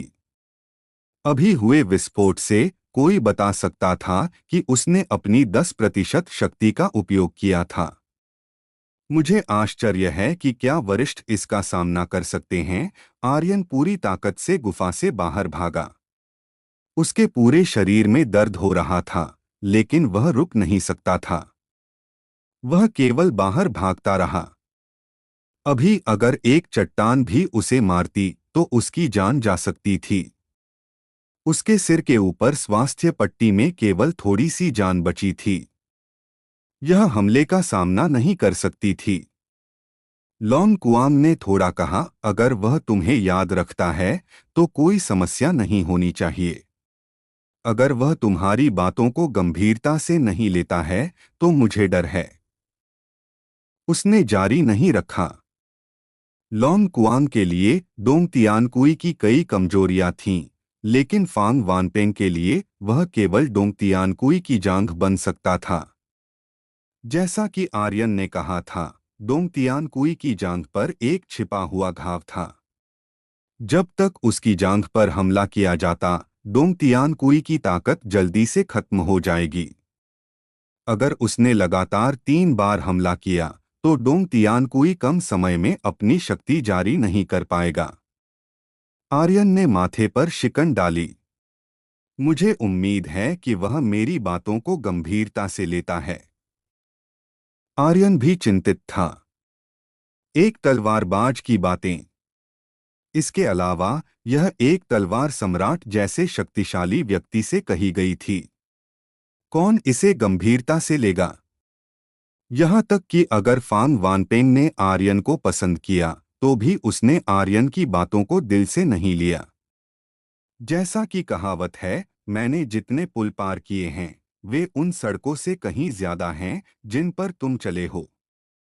फांग वानपेंग ने आर्यन की बातों को दिल से नहीं लिया। जब उसने आर्यन को जाते हुए देखा तो उसे राहत मिली और उसने कहा, वरिष्ठ मार्शल ब्रदर, उस अग्नि तत्व की कीमत कितनी है? मैं आपको मुआवजा दूंगा। जब हम संप्रदाय में वापस आएंगे तो मैं माफी के तौर पर आपको कुछ चाय पिलाऊंगा। मुआवजा? माफी के तौर पर मुझे चाय पिलाना? हम फांग वानपेंग, तुम मुझे क्या समझते हो? थप्पड़ के लिए मुझे तारीख दो। तुम बहुत घमंडी हो।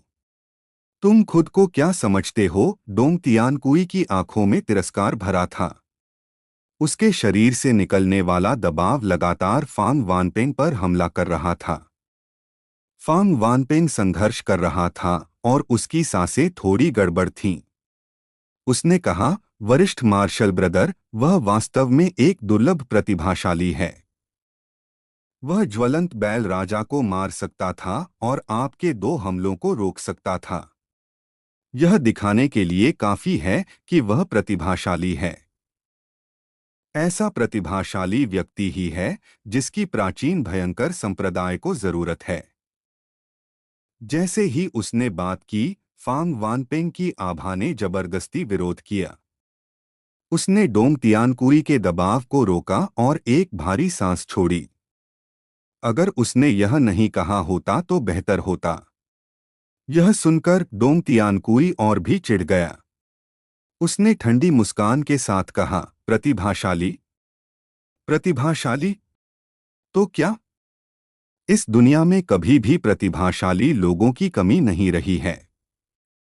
इससे कोई फर्क नहीं पड़ता कि वह गायब है या नहीं। डोंगतियानकुई ने ठंडी सांस ली। प्राचीन भयंकर संप्रदाय में कुछ प्रतिभाशाली लोग हैं।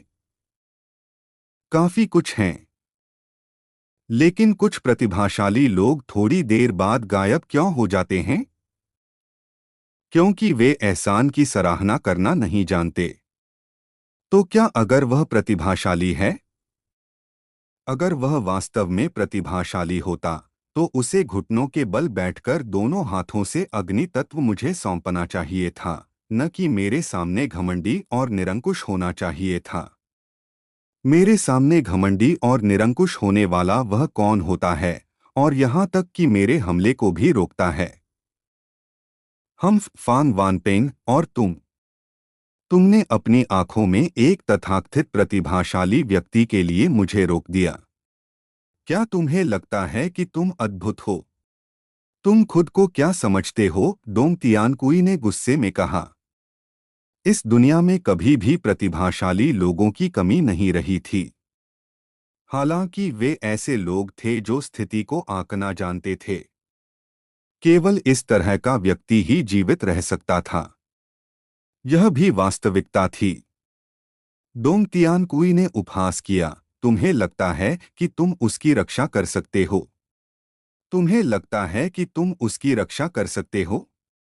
एक बाहरी संप्रदाय का मात्र शिष्य, मैं उसे अपनी उंगली के एक झटके से कुचल सकता हूं। प्रतिभाशाली? हाँ हाँ हाँ। वह तिरस्कार में जोर से हंसा। उसी समय डोंग तियानकुई के शरीर पर आभा एक बार फिर बढ़ गई। उसने फांग वानपेंग को देखा और कहा, अगर तुम मुझे रोकते हो तो तुम आज यहीं मरोगे। दूसरी श्रेणी का अग्नि तत्व। अग्नि देवता, बाहर आओ। धमाका। शक्ति ने एक हिंसक विस्फोट उत्पन्न किया। डोंग तियानकुई ने अपने मुंह से एक अग्नि गोली निकाली। यह गहरे लाल रंग की थी और शक्ति विस्फोटक रूप से बाहर निकली। दूसरी श्रेणी का अग्नि तत्व की शक्ति पहली श्रेणी के अग्नि तत्व से कहीं अधिक शक्तिशाली थी। एक पल में गुफा में तापमान अचानक बढ़ गया और गुफा में चट्टानें तुरंत पिघल गईं, जिससे लावा बन गया। लावा नीचे टपकता रहा। जमीन भी पिघल रही थी और फट रही थी। फांग वानपेंग के शरीर पर रक्षा भी अचानक जल उठी और उसके शरीर से सफेद धुआं निकला। उसकी त्वचा की सतह गहरे लाल रंग की हो गई। उसके शरीर का पानी तेजी से वाष्पित हो रहा था। उसका चेहरा तुरंत पीला पड़ गया और उसके होंठ फट गए। ऐसा लग रहा था मानो उसका पूरा शरीर सूख गया हो। टक हुआ लाला। रक्षा कवच टूट गया। फांग वानपेंग की आंखें तंग हो गईं। उसके आंतरिक अंग जल रहे थे। गर्मी उसके शरीर की सतह से उसके शरीर में रिस गई थी। यह असहनीय था। पफ। उसने एक मुंह भर खून थूका। जब यह जमीन पर गिरा तो यह तुरंत सफेद धुएं में वाष्पित हो गया। डोंग तियानकुई ने उपहास किया, तुम मुझे रोकना चाहते हो? तुम खुद को बहुत ऊंचा समझते हो। धमाका। अग्नि देवता की शक्ति नीचे आ गई। धमाका। फांग वानपेंग तुरंत जमीन पर गिर गया और एक और मुंह भर खून थूका। जमीन पर तापमान बहुत ज्यादा था। जैसे ही उसका शरीर जमीन पर गिरा, उसका पूरा शरीर जलने लगा। आह! फांग वानपेंग ने एक खून जमा देने वाली चीख निकाली। डोंग तियानकुई ने आत्मसंतुष्ट होकर उपहास किया। उसका शरीर धीरे धीरे नीचे उतरा और फांग वानपेंग के सामने चला गया। उसने फांग वानपेंग के सिर पर कदम रखा और जोर से जमीन पर मुहर लगाई। उसका चेहरा उस जमीन को छू गया जो लावा में बदल गई थी। आह! फांग वानपेंग फिर से चिल्लाया। मुझे रोको। क्या आप इस कहानी को और आगे बढ़ाना चाहेंगे? आप लोगों को यह स्टोरी कैसी लग रही है, कमेंट करके जरूर बताएं। और बने रहे आप अपने जीवपति त्रिपाठी जी के साथ। धन्यवाद मित्रों। हेलो दोस्तों, आप लोगों का स्वागत है हमारे channel story by DK FM और स्टोरी बाय डीके एफएम 2.0 पर। दोस्तों, अगर हमारे चैनल पर नए हो तो सब्सक्राइब कर लो हमारे channel story by DK FM और स्टोरी बाय डीके एफएम 2.0 को, और वीडियो पर लाइक और कमेंट भी कर दिया करो ताकि हमें पता चल सके कि आप लोगों को ये स्टोरी के साथ लग रहा है। स्पिरिट वर्ल्ड और सुपर योद्धा ध्रुव रिटर्न के असली एपिसोड आपके YouTube channel story bye DKFM, जिसमें लगभग 11,000 सब्सक्राइबर है, और YouTube channel story bye DKFM 2.0 और Telegram channel Dhruv return season 4 story by DKFM पर अपलोड होते हैं। अगर आप लोग दूसरे चैनलों पर एपिसोड सुन रहे हो तो उस चैनलों को अनसब्सक्राइब कर दो और मेरे channel YouTube channel story bye DKFM, जिसमें लगभग 11,000 सब्सक्राइबर हैं, और YouTube channel story bye DKFM 2.0 और Telegram channel Dhruv return season 4 story by DKFM से जुड़ने की कोशिश करो ताकि आप ओरिजिनल एपिसोड और सबसे पहले एपिसोड पा सको। एपिसोड 3606। निश्चित रूप से आपके दिए गए गद्यांश को मैं हिंदी में एक उपन्यास की तरह प्रस्तुत कर रहा हूं। अंबर दल के भीतर एक प्राचीन गुफा में, जहां की हवा भी अग्नि की गर्मी से थरथरा रही थी, दो शक्तिशाली योद्धाओं के बीच भीषण युद्ध चल रहा था। एक था गौरांग, जो अंबर दल के अस्त्र शस्त्र विभाग का गुरु था, और दूसरा एक क्रूर महत्वाकांक्षी व्यक्ति, दाशन। दाशन की शक्ति अप्रत्याशित थी। उसने गौरांग की क्षमताओं को कम करके आंका था। केवल 8 मिनट के भीतर दाशन ने गौरांग को पूरी तरह से दबा दिया था। दाशन शस्त्र पंथ के प्रमुख के रूप में गौरांग से कहीं अधिक संसाधन प्राप्त करता था। भले ही वे दोनों एक ही स्तर पर क्यों न हो, गौरांग उसके सामने टिक नहीं पाता। दाशन ने अपनी द्वितीय श्रेणी की अग्नि शक्ति को 100 वर्षों में ही विकसित कर लिया था, जबकि इसे प्राप्त करने में सामान्यतः 5,000 वर्ष लगते थे। एक पंथ के नेता के रूप में वह अपनी इच्छानुसार किसी भी संसाधन का उपयोग कर सकता था। ऐसे में गौरांग भला उससे कैसे लड़ पाता? दाशन ने गौरांग के सिर को जमीन पर दबा रखा था। गौरांग के चेहरे पर जलने के घाव थे और उसके बाल भी जल रहे थे। असहनीय पीड़ा से उसका शरीर अकड़ रहा था। उस अपमानजनक स्थिति में उसके मन में एक ही बात बार बार गूंज रही थी, आर्यन के जाने से पहले कहे गए शब्द, दाशन की कमजोरी उसकी जांघ में है। यह शब्द उसके मन में गूंजते रहे, कमजोरी उसकी जांघ में है। जांघ में, जांघ में। क्रोध से गौरांग की आंखें चौड़ी हो गईं। खौलते हुए लावा जैसा क्रोध उसकी आंखों में भर आया। उसके शरीर में अचानक एक नई ऊर्जा का संचार हुआ। दाशन ने क्रूरता से हंसते हुए कहा, क्या हुआ? जमीन पर लेटने में अच्छा नहीं लग रहा? जो उठने की कोशिश कर रहे हो? उसने अपने पैर से और जोर लगाया, गौरांग को फिर से जमीन में दबाने के लिए। लेकिन पलक झपकते ही गौरांग की मुट्ठी दाशन की जांघ पर जा लगी और उसने पूरी ताकत से वार किया। धमाका! दाशन इस अप्रत्याशित हमले के लिए तैयार नहीं था। मुक्का उसकी जांघ पर पड़ते ही उसकी आंखें सिकुड़ गईं और उसका शरीर थरथरा उठा। वह लड़खड़ाकर पीछे हट गया, गिरते गिरते बचा। उसके शरीर से निकल रही द्वितीय श्रेणी की अग्नि शक्ति भी तेजी से कम होने लगी। गौरांग खड़ा हो गया और गहरी सांस ली। दाशन की घबराई हुई सूरत देखकर वह मन ही मन बोला, क्या वह बच्चा सही था? उसकी कमजोरी सचमुच उसकी जांघ में है। मुझे उस पर लगातार 3 बार वार करना होगा। यह सोचते हुए गौरांग ने दर्द को सहते हुए आगे बढ़कर फिर से हमला किया। दाशन अभी संभल भी नहीं पाया था। उसने गौरांग को अपनी ओर आते देखा, उसकी भौहें तन गईं। वह अपनी खींची हुई शक्ति को फिर से बाहर लाने का प्रयास करने लगा। लेकिन धमाका! गौरांग ने उसकी जांघ पर फिर से मुक्का मारा। आह! दाशन ने दर्द से चीख मारी। उसका चेहरा काला पड़ गया और वह जमीन पर गिर पड़ा। उसके पैर अनियंत्रित रूप से कांप रहे थे। उसका शरीर पीछे सिकुड़ गया। उसका चेहरा धीरे धीरे पीला पड़ गया। उसने एक हाथ से अपनी जांघ को पकड़ लिया और गौरांग की ओर घबराकर देखा। गौरांग भाई, तुम यह क्या कर रहे हो? पास मत आना। तुम उस बच्चे को जाने देने की बात कर रहे थे। चिंता मत करो, मैं उसे अब और परेशान नहीं करूंगा, दाशन ने जल्दी से कहा। हालांकि उसके दिल में गुस्सा भरा हुआ था। गौरांग, बस तुम इंतजार करो। जब मैं ठीक हो जाऊंगा तो तुम्हें 18वीं नरक में भेज दूंगा। उसकी जांघ में असहनीय दर्द हो रहा था। यह उसकी अग्नि ऊर्जा का अभ्यास करते समय लगी चोट की वजह से था और अब यह उसकी सबसे बड़ी कमजोरी बन गई थी।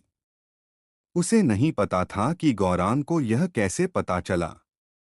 सोचने का समय नहीं था। अगर एक और वार हुआ तो उसकी आधी से ज्यादा शक्ति चली जाएगी और उसे ठीक होने में कम से कम 3 साल लग जाएंगे। 3 साल। अगर वह अपनी वर्तमान स्थिति बनाए नहीं रख सका तो वह पंथ के नेता का पद खो देगा और उन सभी लोगों के हाथों कुचला जाएगा जिन्हें उसने अतीत में अपमानित किया था। यह सब तो मामूली था। सबसे महत्वपूर्ण बात यह थी कि वह भविष्य में कभी उन्नति नहीं कर पाएगा। यह उसके लिए सबसे घातक था। बस एक और मुक्का और वह खत्म हो जाता। गौरांग धीरे धीरे दाशन की ओर बढ़ा। उसका चेहरा अभी भी खून से सना हुआ था। सिकुड़े हुए दाशन को देखकर उसने कहा, दाशन भाई, अब तुम्हें उसे जाने देने का ख्याल आया। अब तुम्हें ऐसी बातें कहने की याद आई। इससे पहले तुम क्या कर रहे थे? गौरांग का शरीर चोटों से भरा था और वह मुश्किल से खड़ा हो पा रहा था। लेकिन दाशन की हालत और भी खराब थी। उसके शरीर की ऊर्जा तेजी से सिकुड़ रही थी और गुफा का तापमान भी तेजी से गिर रहा था। दाशन ने जल्दी से कहा, मुझसे गलती हो गई गौरांग भाई, मुझसे सच में गलती हो गई। मैं उस अग्नि ऊर्जा के कारण भ्रमित हो गया था। यह मेरी गलती है। मैं तुमसे माफी मांगना चाहता हूँ। समय आने पर मैं उस बाहरी शिष्य से भी माफी मांगूंगा और उसे सीधे भीतरी पंथ में ले आऊंगा।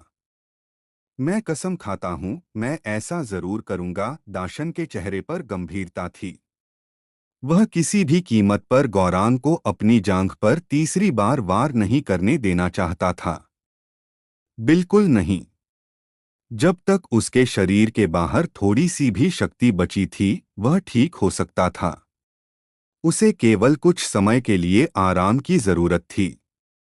तुम्हारे शब्द बहुत मीठे हैं, किसी कोयल की तरह, सुनने में बहुत सुखद। गौरांग ने दाशन के सामने खड़े होकर व्यंग्यात्मक ढंग से कहा, लेकिन क्या तुम्हें लगता है कि मैं इस पर विश्वास करूंगा? इस समय गौरांग दाशन के सामने खड़ा था, ऊपर से नीचे देखते हुए। दाशन कांप रहा था। वह तुरंत जमीन पर घुटने टेककर दया की भीख मांगने लगा। गौरांग भाई, मुझसे गलती हो गई, कृपया मुझे एक मौका दो, मैं दोबारा ऐसा नहीं करूंगा। क्या उसे अग्नि ऊर्जा चाहिए?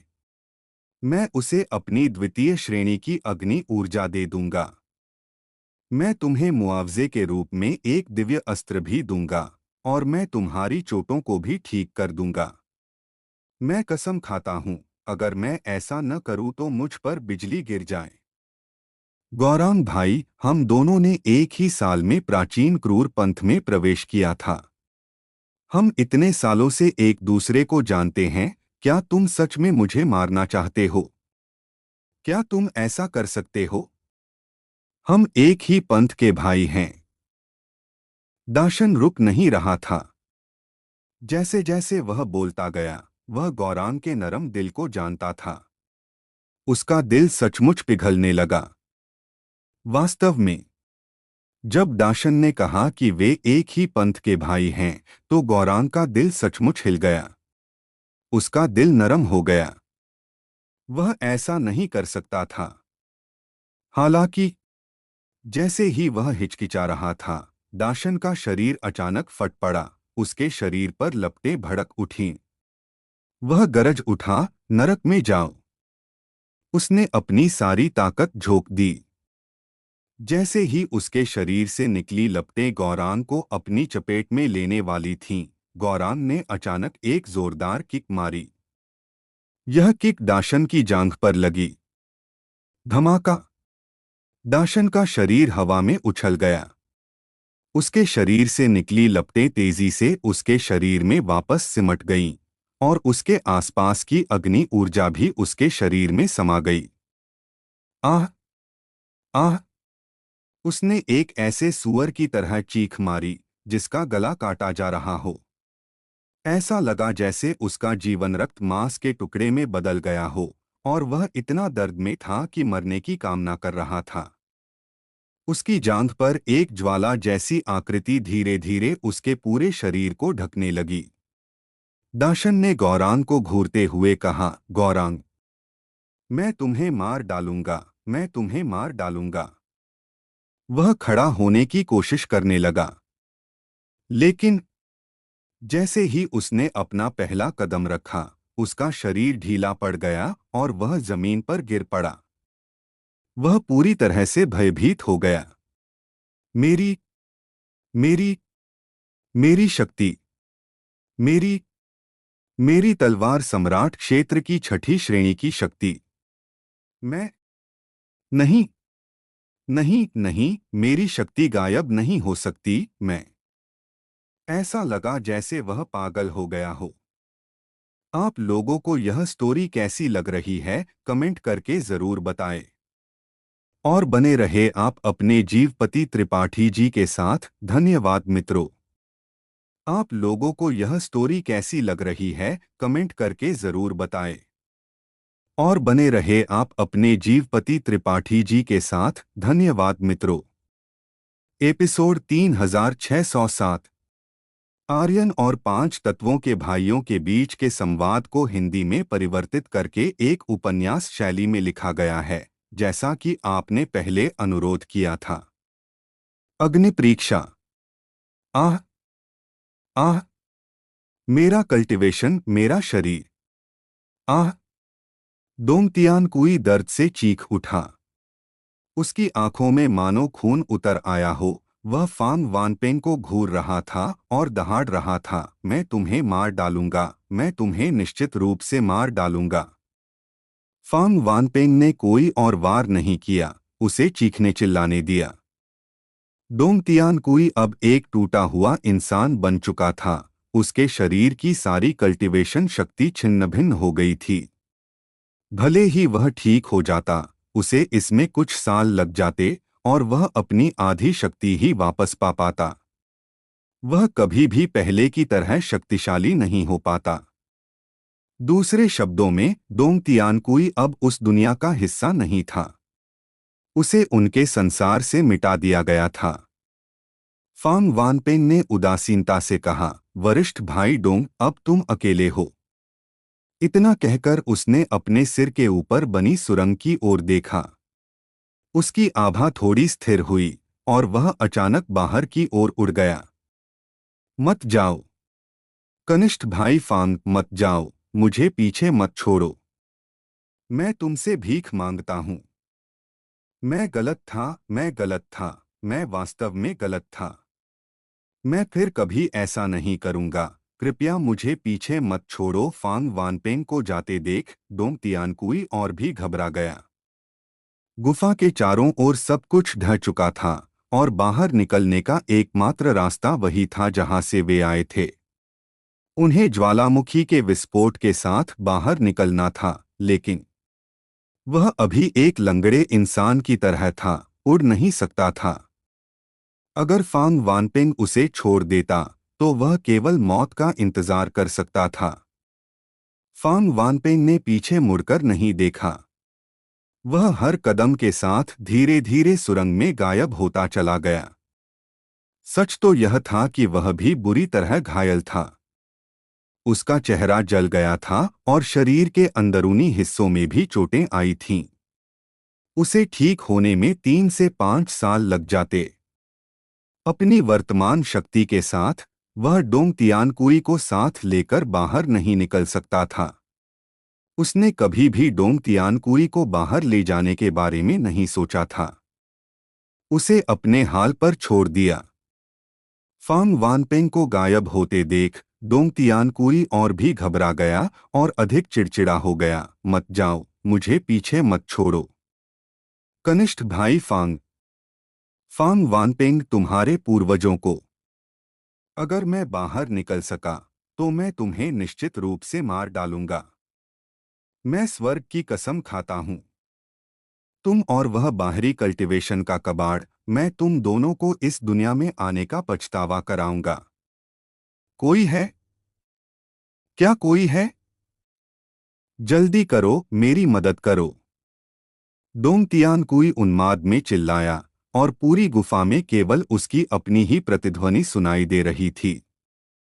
अचानक गुलुलु गुलुलु शांत हो चुका लावा का गड्ढा अचानक उबलने लगा और उसमें से गर्म हवा निकलने लगी। लाल लावा बाहर निकलने लगा। ज्वालामुखी फटने वाला था। यह देखकर डोंग तियानकुई की पुतलियां सिकुड़ गईं। वह जल्दी से पीछे हटा और एक कोने में जा बैठा।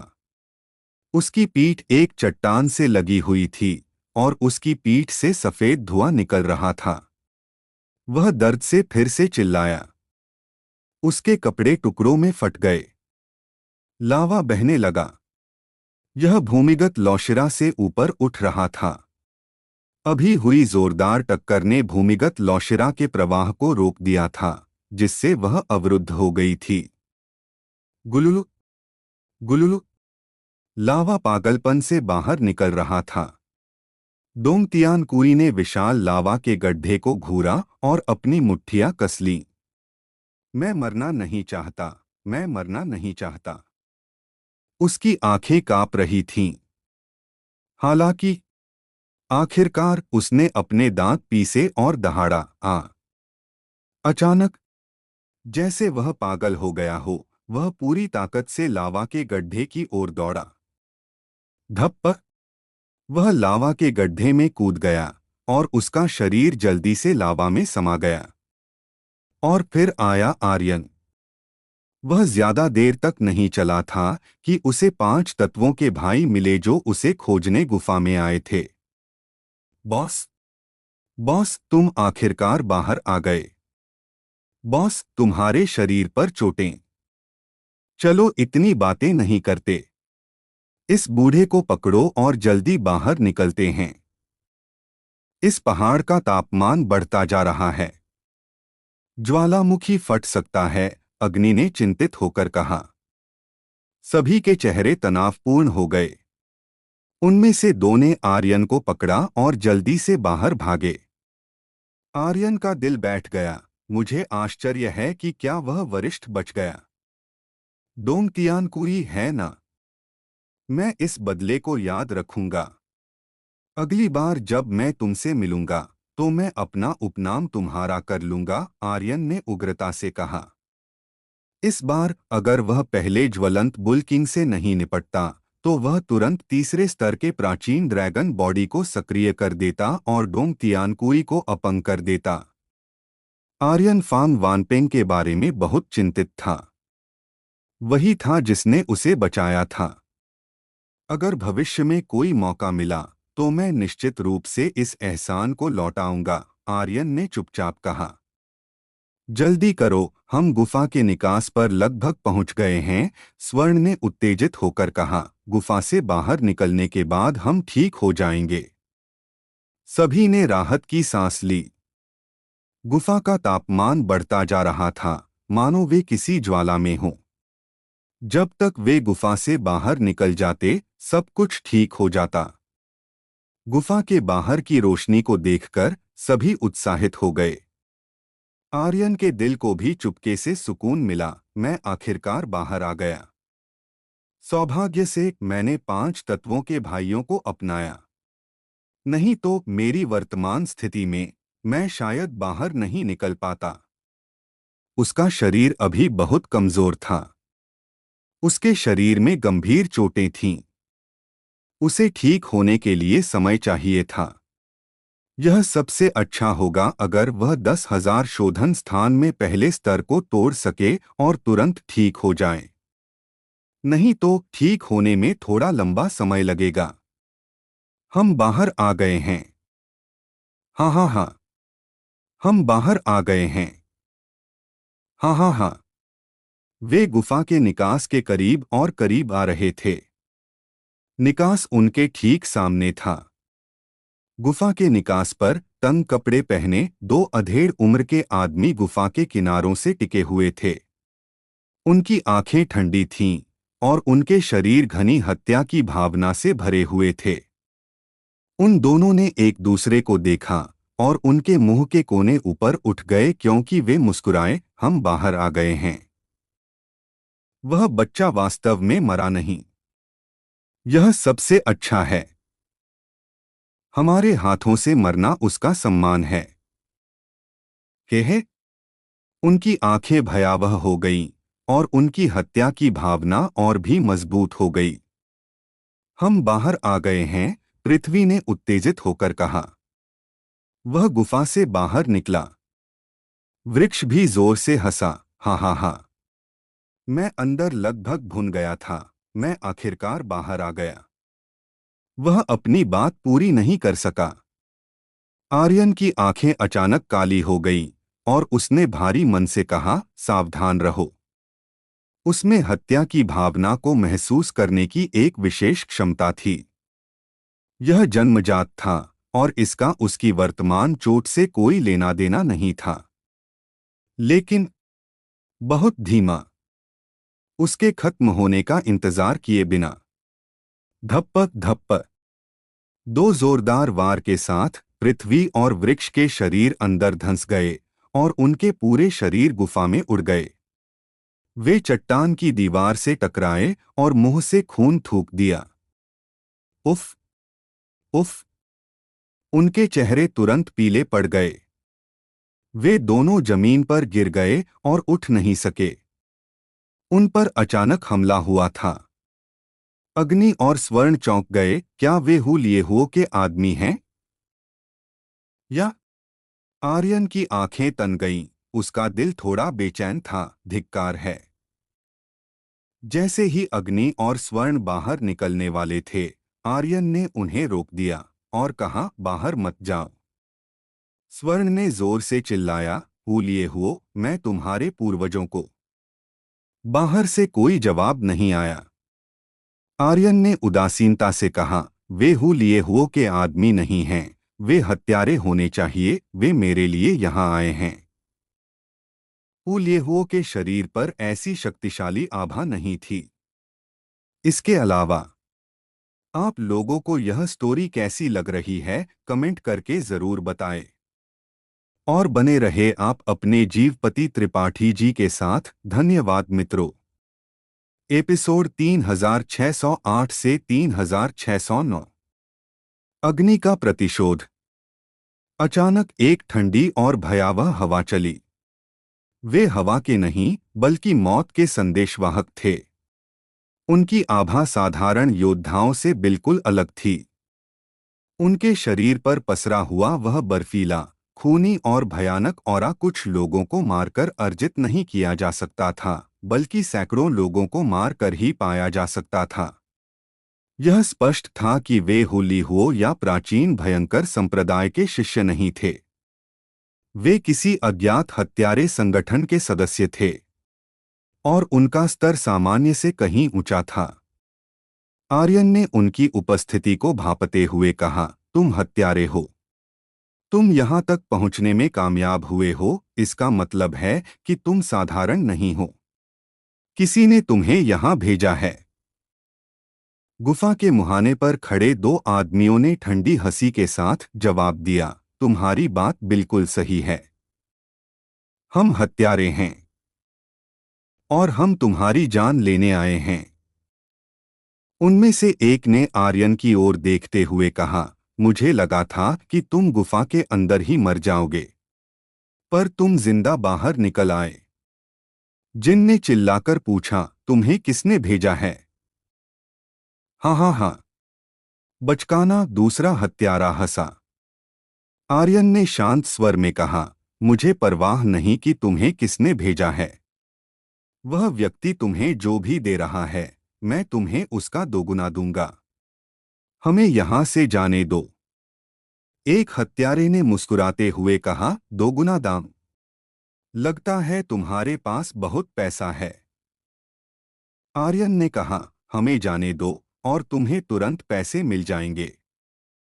हत्यारे की आंखों में लालच उभर आया। लगता है तुम्हारा पैसा तुम्हारे पास ही है। आर्यन की आंखें गुस्से से काली हो गईं। तुम अपनी हद पार कर रहे हो।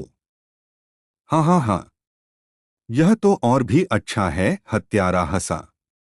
मैंने सोचा नहीं था कि हम एक साथ एक शिकार और एक खजाने को पकड़ लेंगे। फिर वह गंभीर हो गया, मैं तुम्हारे साथ बकवास नहीं करना चाहता। गुफा से बाहर आओ और आराम से मर जाओ। वह आर्यन को मारने पर तुला हुआ था।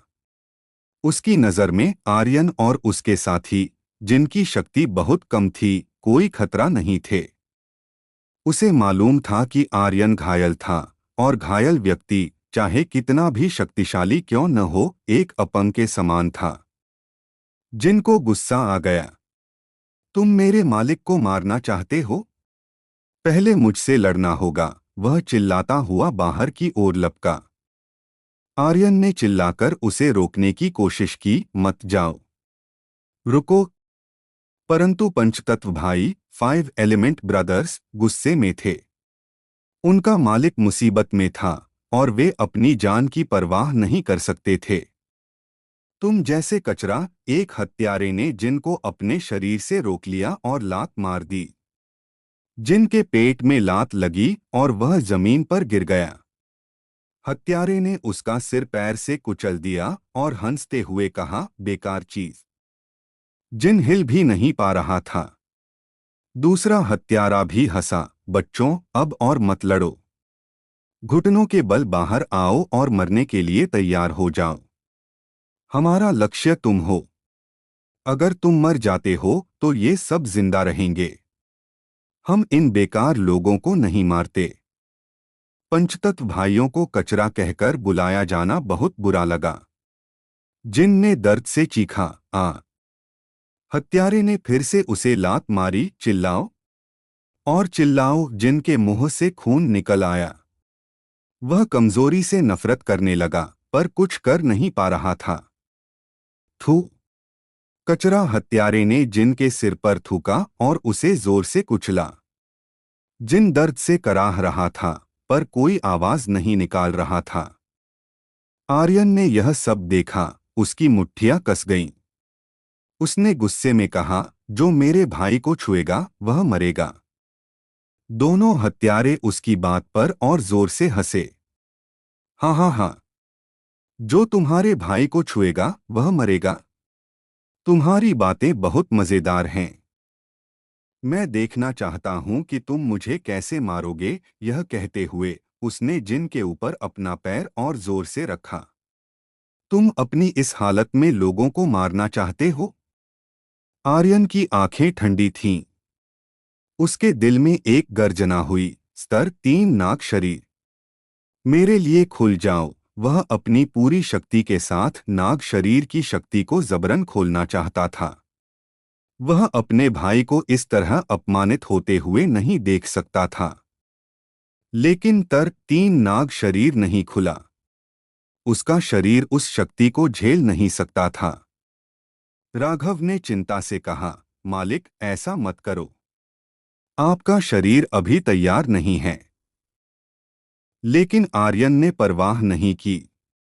उसने फिर से दहाड़ लगाई, स्तर 3 नाग शरीर, मेरे लिए खुल जाओ। आह, वह पूरी शक्ति से चिल्लाया। उसका शरीर डगमगा गया और उसके मुंह से खून निकल आया। वज्रक चौंक गया, मालिक। आर्यन का चेहरा कागज की तरह सफेद हो गया था। तभी दोनों हत्यारे जोर से हंसने लगे। वाह! अपनी शक्ति को सक्रिय करने में विफल रहा और खून की उल्टी हो गई। यह बहुत कमाल है। उसी समय एक भयंकर गड़गड़ाहट के साथ गुफा के अंदर से लाल रंग की एक विशाल ज्वाला उठी। ज्वालामुखी फट रहा था। गुफा की गहराई से गर्म लावा बाहर आने वाला था। वज्रक ने कहा, मालिक, लावा। हत्यारे भी चौंक गए, पर फिर हंसे। लगता है अब हमें कुछ करने की जरूरत नहीं है। अब उन्हें बस गुफा के मुहाने पर पहरा देना था।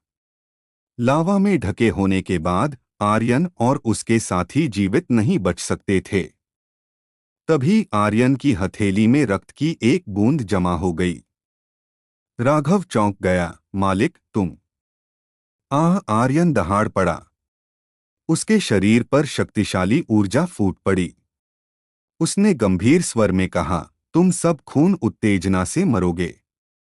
यहाँ दिए गए गद्यांश का हिंदी में अनुवाद एक उपन्यास की तरह प्रस्तुत किया गया है, जिसमें सभी चीनी नामों और शब्दों का उपयोग किया गया है, जैसा कि आपने पहले अनुरोध किया था। अग्निपरीक्षा। उसके सामने एक भेड़िया था और पीछे एक बाघ। आर्यन अभी भी एक विकट परिस्थिति में था। इस समय उसके पास कोई और विकल्प नहीं था। और तो और उसके भाई को पीटा गया था, जिससे उसके भीतर का क्रोध और भी अधिक अनियंत्रित हो गया था। परिणामों की परवाह किए बिना आर्यन उसे जबरदस्ती खोलने वाला था। विवेकानंद उसे लगातार समझा रहा था, गुरुजी, आपका शरीर अभी बहुत कमजोर है। इस तरह से जबरदस्ती नाग यांग ऊर्जा को सक्रिय करना आपके लिए बहुत खतरनाक है। छोड़ दें। मैं कोई तरीका सोच सकता हूं। आपकी रौद्र ऊर्जा उत्तेजना तकनीक और भी बेकार है, गुरुजी। गुरुजी। विवेकानंद लगातार बोलता रहा। दरवाजे पर खड़े दो हत्यारे भी उसका मजाक उड़ा रहे थे। हाँ हाँ हाँ। तुम गुस्सा भी हो। तुम जैसे कचरे से तुम आकाश को पलटना चाहते हो। लड़के, मैंने सोचा था कि तुम बहुत मजबूत हो, लेकिन अब लगता है कि तुम सिर्फ गोबर का ढेर हो। हाँ हाँ हाँ। वे दोनों जोर जोर से हंस रहे थे। मेरे लिए खुल जाओ। आर्यन को किसी और चीज की परवाह नहीं थी। वह कुछ भी खा सकता था, लेकिन नुकसान नहीं उठा सकता था। ऐसी उदासी भरी हालत में जीने का क्या फायदा। धूम। आर्यन के शरीर से एक विस्फोटक ध्वनि आई और एक नाग की दहाड़ सुनाई दी। विवेकानंद का दिल धक से रह गया। खत्म हो गया, खत्म हो गया, इस बार सच में। वह बहुत चिंतित था। वह असाधारण रूप से चिंतित था। ऐसी स्थिति में नाग यांग ऊर्जा को सक्रिय करना, वह अपने जीवन को जोखिम में डाल रहा था। नहीं, मुझे गुरुजी की रक्षा करनी होगी। विवेकानंद के दिमाग में विचारों का सैलाब उमड़ पड़ा। गरज। आर्यन के शरीर से शक्ति का विस्फोट हुआ। उसने अपनी आंखें थोड़ी ऊपर उठाईं और अपनी सुनहरी नाग आंखों से दोनों हत्यारों को घूरने लगा। वे दोनों तुरंत स्तब्ध रह गए। इस क्षण उनका दिल धड़कना बंद हो गया, जैसे वे मर गए हों। यह बेहद असहज था। आर्यन ने हल्के से एक कदम आगे बढ़ाया, जो मेरे भाई को छुएंगे। जैसे ही उसने बात खत्म की, अगले ही क्षण गुफा के प्रवेश द्वार पर खड़े दोनों हत्यारों के सिर उड़ गए। खून फव्वारे की तरह आकाश में फैल गया। उनके आधे शरीर अभी भी वहीं खड़े थे, जैसे उन्हें प्रतिक्रिया देने का समय ही नहीं मिला हो। तत्काल मौत। आर्यन उनके पीछे खड़ा था, जैसे एक के बाद एक नाग की छाया उसके शरीर में प्रवेश कर रही हो, जिससे उसका शरीर अतुलनीय रूप से लाल हो गया। फू। ची। उसने एक मुंह काला खून थूका। आर्यन का शरीर नीचे गिर गया और वह अपना संतुलन खो बैठा, लगभग जमीन पर गिरते गिरते बचा। उसने जमीन पर पड़े हत्यारे के सिर को देखा और उदास होकर कहा, मर जाऊं। इसी समय सिस्टम की बीप बजी। डिंग डिंग। हालांकि आर्यन के पास यह सुनने का समय नहीं था कि क्या गिरा। उसकी आंखें धुंधली हो गईं और वह बेहोश हो गया। गुरुजी, विवेकानंद अचानक चिल्लाया। पंचतत्व भाई भी बाहर निकल आए। मालिक, मालिक, मालिक। हालांकि आर्यन अब सुन नहीं सकता था। उसके शरीर से लगातार खून बह रहा था और वह अपने पूरे शरीर को नियंत्रित नहीं कर पा रहा था। रौद्र ऊर्जा उत्तेजना तकनीक ने उसे कुछ सेकंड के लिए नाग शरीर दिया था, लेकिन ये कुछ सेकंड आर्यन के गंभीर रूप से घायल शरीर के लिए बेहद घातक थे। उसका भौतिक शरीर इसे बिल्कुल भी सहन नहीं कर सकता था। रौद्र ऊर्जा उत्तेजना तकनीक की तो बात ही छोड़ दें। इसके अलावा जब छाया आसपास थी तो वह उसे लगातार याद दिलाती रहती थी कि वह रौद्र ऊर्जा उत्तेजना तकनीक का उपयोग नहीं कर सकता है, अन्यथा आगे का रास्ता और भी कठिन हो जाएगा। आर्यन के उग्र स्वभाव के साथ वह इसे एक बार सह सकता था, वह इसे दूसरी बार सह सकता था, लेकिन वह निश्चित रूप से इसे तीसरी बार सहन नहीं कर सकता था। अंबर दल में लौट चलो। जल्दी करो, उसे वापस अंबर दल ले चलो। उन चारों ने जल्दी से प्रतिक्रिया दी। वे चारों कुछ नहीं कर सकते थे।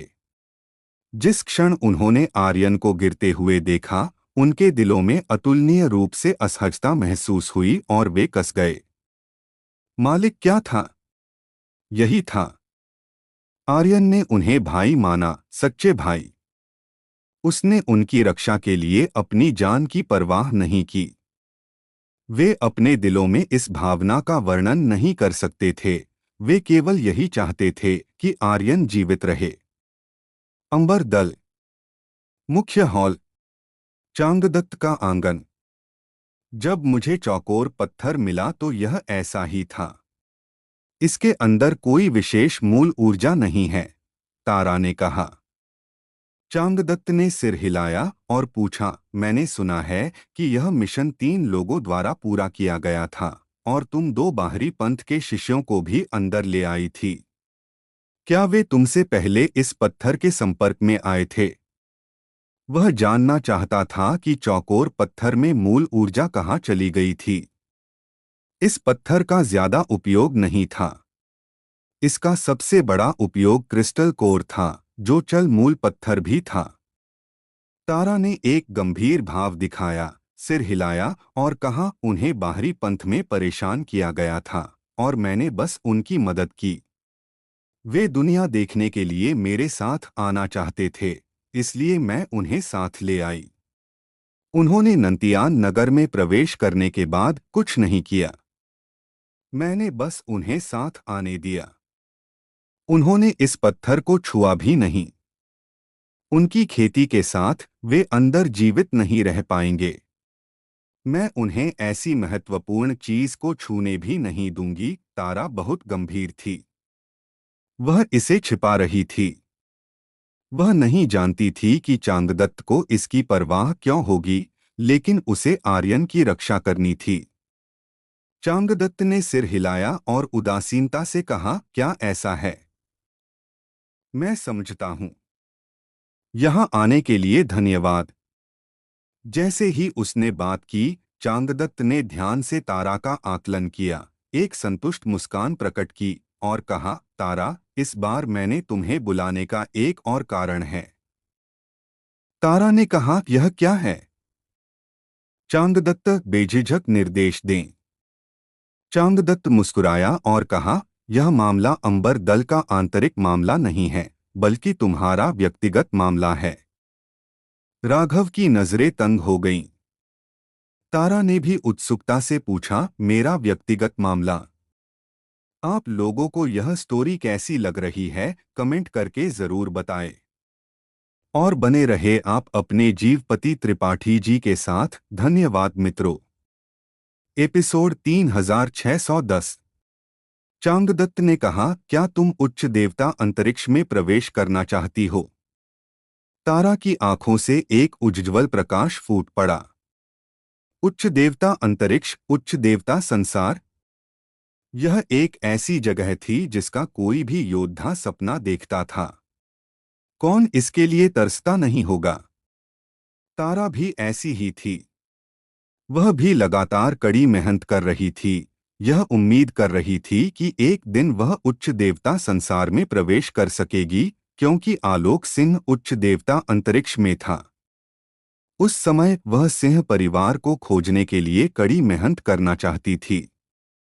हालांकि अब उसे आर्यन मिल गया था, लेकिन उसके दिल की इच्छा कम नहीं हुई थी। उसे और मजबूत होना था ताकि वह आर्यन की बेहतर मदद कर सके। तारा ने सिर हिलाया और कहा, उच्च देवता अंतरिक्ष एक ऐसी जगह है जिसके लिए हर योद्धा तरसता है। मैं भी स्वाभाविक रूप से वहां जाना चाहती हूँ। बस मेरी खेती और प्रतिभा पर्याप्त नहीं है, इसलिए मैं निश्चित रूप से चयन लड़ाई में जीत नहीं पाऊंगी। वह इस बिंदु से अवगत थी। हालांकि तारा ने इसके बारे में ज्यादा नहीं सोचा और जारी रखा, अगर चांगदत्त मुझे यह मौका देने को तैयार हैं, तो मैं निश्चित रूप से अपना सर्वश्रेष्ठ दूंगी और चांगदत्त को निराश नहीं करूंगी। चांगदत्त ने हल्की मुस्कान दी और कहा, तुम्हारे लिए खुद को पहचानना बहुत दुर्लभ है। तुम्हारी प्रतिभा और खेती के साथ तुम्हारा स्वाभाविक रूप से चयन लड़ाई में कोई फायदा नहीं है, लेकिन तुम्हारे पास एक और फायदा है जो दूसरों के पास नहीं है। यह फायदा तुम्हें एक फायदा देता है जो दूसरों के पास नहीं है। तारा थोड़ी चौंक गई और कहा, चांगदत्त, मैं नहीं समझती। चांगदत्त ने हल्की मुस्कान दी और कहा, जब समय आएगा तो तुम समझ जाओगी। हाँ हाँ हाँ। अंधकार में आशा की एक किरण। इतना तेज। एक ही दिन में मैंने 3 स्तर पार कर लिए। आंगन में खड़े गौरांग का उत्साह चरम पर था। उसके शरीर से निकलती ऊर्जा एक विशाल चट्टान जैसी लग रही थी। हमारे स्वामी ने जिस उलटफेर वाली साधना के बारे में बताया था, वह सच में अद्भुत है। उसने अपनी बहन वनी की ओर देखा और पूछा, दीदी, क्या दूसरे भाई अभी तक बाहर नहीं आए? वनी ने राघव के कमरे की तरफ देखकर सिर हिलाया, नहीं, लेकिन मुझे उनकी उत्साहित आवाजें सुनाई दी हैं। लगता है उन्होंने भी कई स्तर पार कर लिए हैं। गौरांग गर्व से बोला, दूसरे भाई तो दूसरे भाई हैं। बस मैंने उन्हें थोड़ा सा मार्गदर्शन दिया और उन्होंने सब कुछ समझ लिया। ठीक है, मैं भरपेट खा चुका हूं, अब मुझे गति बढ़ानी होगी। मैं अपने बड़े भाई को निराश नहीं कर सकता। गौरांग ने जल्दी जल्दी कुछ बड़े ब्रेड खाए और अपने कमरे में चला गया। आंगन में वनी थोड़ी बेचैन थी। मुझे क्या हो रहा है? मुझे ऐसा क्यों लग रहा है कि आज कुछ बुरा होने वाला है? क्या हुआ? क्या वनी के गांव में कुछ हुआ है? या वनी ने अपने होंठ भींचे, फिर उसकी भौहें तन गईं, क्या यह मेरे पति हैं? अचानक उसके दिल में अशुभ संकेत और भी गहरा हो गया। उसने राघव को कुछ भी समझाने की परवाह नहीं की और लंबे लंबे डग भरती हुई आंगन से बाहर चली गई। प्राचीन भयंकर दल, बाहरी संप्रदाय, शाही आत्मा मंडप। यह वह स्थान था जहां घायल शिष्यों का इलाज किया जाता था। इस समय पंच तत्व भ्राता घुटनों के बल बैठकर लगातार प्रणाम कर रहे थे। हे गुरुवर, मैं आपसे विनती करता हूँ, कृपया हमारे मालिक को बचा लें। हम आपके लिए कुछ भी करने को तैयार हैं। अगर आप मेरी जान भी मांगे तो मैं दे दूंगा। मैं आपसे भीख मांगता हूँ। मैं आपसे विनती करता हूँ। वे चारों एक गुरु के सामने घुटने टेककर विनती कर रहे थे। गुरु की आंखें ठंडी थीं और उन्होंने उनकी तरफ देखकर ठंडे लहजे में कहा, तुम उन्हें बचा सकते हो, लेकिन पहले पैसे दो। 100 आत्मा उत्पत्ति पत्थर। यह सुनकर वे चारों हक्के बक्के रह गए और बोले, गुरुवर, ऐसा क्यों है कि दूसरों का इलाज बिना पैसे के होता है, लेकिन हमारे लिए इतना पैसा क्यों? शाही आत्मा मंडप बाहरी संप्रदाय के शिष्यों की सेवा करने के लिए एक स्थान था। वहां पैसे खर्च करने की कोई जरूरत नहीं थी। गुरु ने उपहास करते हुए कहा, वे लोग और हैं और तुम लोग और। शाही आत्मा मंडप की जड़ी बूटियां केवल वहीं इस्तेमाल की जा सकती हैं जहां उनकी जरूरत हो। तुम्हारा अभ्यास का स्तर क्या है? यह जमीन पर पड़ा हुआ व्यक्ति तलवारबाज के स्तर पर है और तुम लोग तलवार के बड़े स्तर पर हो। तुम्हें जड़ी बूटियां देना बेकार होगा। इससे बेहतर है कि कुछ संप्रदाय के लिए बचा लिया जाए। यह कहकर गुरु ने उपहास किया। उन्हें उनके यहां आने से पहले ही खबर मिल चुकी थी। वह आर्यन का इलाज नहीं कर सकते थे। इसलिए उन्होंने दरवाजा बंद कर दिया और पंचतत्व भ्राता को अंदर भी नहीं आने दिया। वे लोग केवल घुटनों के बल बैठकर भीख मांग सकते थे। लेकिन यह सब बेकार था। भीड़ हंसने लगी। हाँ हाँ हाँ, सही बात है। हमें बेकार लोगों पर संसाधन क्यों बर्बाद करने चाहिए? बेकार लोगों को तो जल्दी मर जाना चाहिए। मुझे सच में नहीं पता कि तुम लोग प्राचीन भयंकर दल में कैसे घुस गए। बताओ, क्या तुम्हारे पास जीने का कोई कारण है? जल्दी जाओ और एक गड्ढा खोदकर उसे दफना दो। एक तलवार पर्वत का साधक यहाँ जड़ी बूटियां मांगने की हिम्मत करता है। अपमानजनक हंसी जारी रही। दुनिया का नियम यही था। अगर तुम कमजोर हो तो तुम्हारी सांस भी गलत है। यह पिछली जिंदगी में गरीब होने जैसा था। चाहे तुम कितने भी सही क्यों न हो, तुम हमेशा गलत ही रहोगे। कमजोर पर मजबूत लोग हावी होते हैं। कमजोर लोग कुछ भी कहें या करें, उनका मजाक ही उड़ाया जाएगा। पंचतत्व भ्राता को बहुत बुरा लग रहा था। गुरुवर, मैं आपसे भीख मांगता हूँ। मैं जीवन भर आपका दास बनने को तैयार हूँ। हम चारों तैयार हैं। मैं आपसे विनती करता हूँ। वे कुछ भी नहीं कर सकते थे। वे बस इसी तरह भीख मांगते रहे। लेकिन वे जितना अधिक ऐसा करते थे, गुरु की आंखों में उतना ही अधिक तिरस्कार भर जाता था। मुझे तुम चार बेकार लोगों की क्या जरूरत है? तुम्हें बाहर लाकर मजाक का पात्र बनाने के लिए। यह तो ठीक है कि तुम बेकार हो, लेकिन तुम एक आधेमरे बेकार इंसान को भी मदद के लिए लेकर आए हो। अगर इस तरह के बेकार इंसान को बचा भी लिया जाए तो क्या होगा? यह हवा, खाना और संप्रदाय के संसाधनों की बर्बादी ही है। भाग जाओ, यहाँ रास्ता मत रोको। गुरु के बोलते ही भीड़ ने तुरंत चिल्लाना शुरू कर दिया। क्या तुमने सुना? मैंने तुम्हें भाग जाने के लिए कहा। यहाँ रास्ता मत रोको और दूसरों के काम में बाधा मत डालो। भाग जाओ, प्राचीन भयंकर दल को बेकार लोगों की जरूरत नहीं है। तुम पांचों बेकार लोगों का समूह हो। हा हा हा। गुरु ने उपहास किया और दरवाजे पर खड़े शिष्य से कहा, इन्हें शाही आत्मा मंडप में कदम भी मत रखने देना। तुरंत अपनी आस्तीन झटककर वह हॉल में चला गया। दोनों पहरेदार शिष्यों ने उन चारों की ओर घूरकर देखा और कहा, क्या तुमने सुना? अगर तुम अभी नहीं भागे तो हमें बदतमीजी करने के लिए दोष मत देना। उन चारों की आंखों में नफरत थी। अग्निदीप ने आर्यन को उठाया और पीली पड़ चुकी अग्निदीप को देखकर कहा, अब हम क्या करें? विवेकेंद्र ने कहा, हमें बचाने के लिए मालिक ने सब कुछ दांव पर लगा दिया। अगर हमारी जान भी चली जाए तो हमें मालिक को बचाना होगा। गुरु के पास चलते हैं। उसके बाद वे चारों आर्यन को लेकर दूसरी जगह दौड़े। थोड़ी देर बाद बाम अग्निदीप को एक लात मारकर हवा में उड़ा दिया गया और वह जमीन पर बुरी तरह से गिर गया। तुम चार बेकार लोग यहाँ आने की हिम्मत कैसे कर सकते हो? तुमने गुरु का चेहरा पूरी तरह से बिगाड़ दिया है। जब गुरु ने तुम्हें छोड़ा तो तुम कहाँ थे? पिछले कुछ सालों में तुम्हारे अभ्यास में कोई सुधार नहीं हुआ और गुरु का हमेशा मजाक उड़ाया गया। अब तुम एक और भी ज्यादा बेकार इंसान को मदद के लिए यहाँ लाने की हिम्मत करते हो।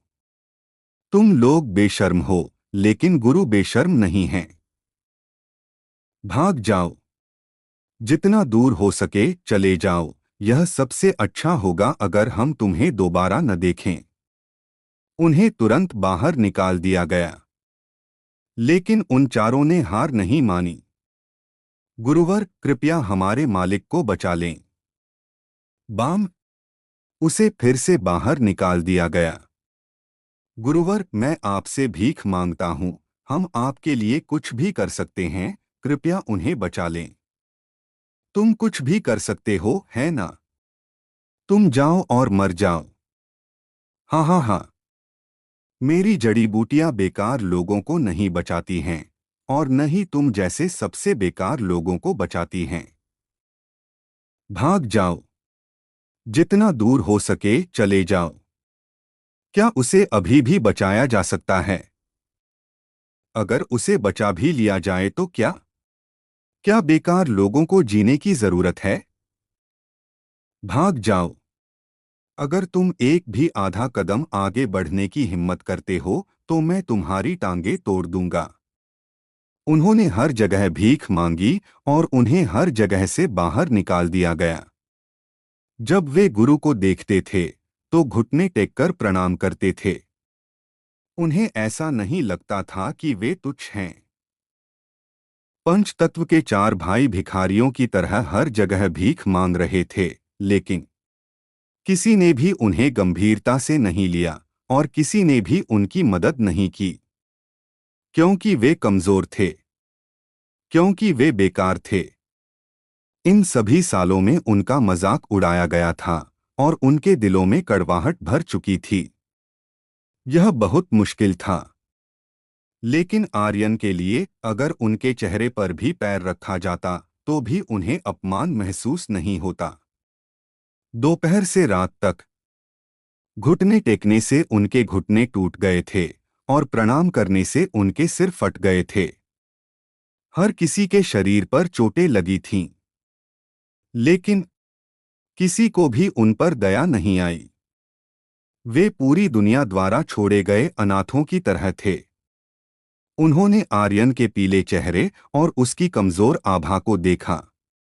उन्होंने अपनी मुट्ठियां भींचीं और उनके नाखून उनकी त्वचा में घुस गए और खून टपकने लगा। वे अपने दिल में चिल्ला रहे थे और दहाड़ रहे थे। लाचारी की वह भावना बहुत असहज थी। अब हम क्या कर सकते हैं? हम क्या कर सकते हैं? हम तो बस बेकार लोगों का एक झुंड हैं। अग्निदीप टूट गया और फूट फूट कर रोने लगा। बाहरी संप्रदाय के सभी गुरुओं से उन्होंने भीख मांगी, लेकिन किसी ने भी उनकी मदद नहीं की। कोई उनकी तरफ देखने को भी तैयार नहीं था। आप लोगों को यह स्टोरी कैसी लग रही है, कमेंट करके जरूर बताएं। और बने रहे आप अपने जीवपति त्रिपाठी जी के साथ। धन्यवाद मित्रों। हेलो दोस्तों, आप लोगों का स्वागत है हमारे चैनल स्टोरी बाय DKFM और स्टोरी बाय DKFM 2.0 पर। दोस्तों, अगर हमारे चैनल पर नए हो तो सब्सक्राइब कर लो हमारे चैनल स्टोरी बाय DKFM और स्टोरी बाय DKFM 2.0 को, और वीडियो पर लाइक और कमेंट भी कर दिया करो ताकि हमें पता चल सके कि आप लोगों को ये स्टोरी के साथ लग रहा है। स्पिरिट वर्ल्ड और सुपर योद्धा ध्रुव रिटर्न के असली एपिसोड आपके YouTube channel story bye DKFM, जिसमें लगभग 11,000 सब्सक्राइबर हैं, और YouTube channel story bye DKFM 2.0 और Telegram channel Dhruv return season 4 story by DKFM पर अपलोड होते हैं। अगर आप लोग दूसरे चैनलों पर एपिसोड सुन रहे हो तो उस चैनलों को अनसब्सक्राइब कर दो और मेरे channel YouTube channel story bye DKFM, जिसमें लगभग 11,000 सब्सक्राइबर हैं, और YouTube channel story bye DKFM 2.0 और Telegram channel Dhruv return season 4 story by DKFM से जुड़ने की कोशिश करो ताकि आप ओरिजिनल एपिसोड और सबसे पहले एपिसोड पा सको।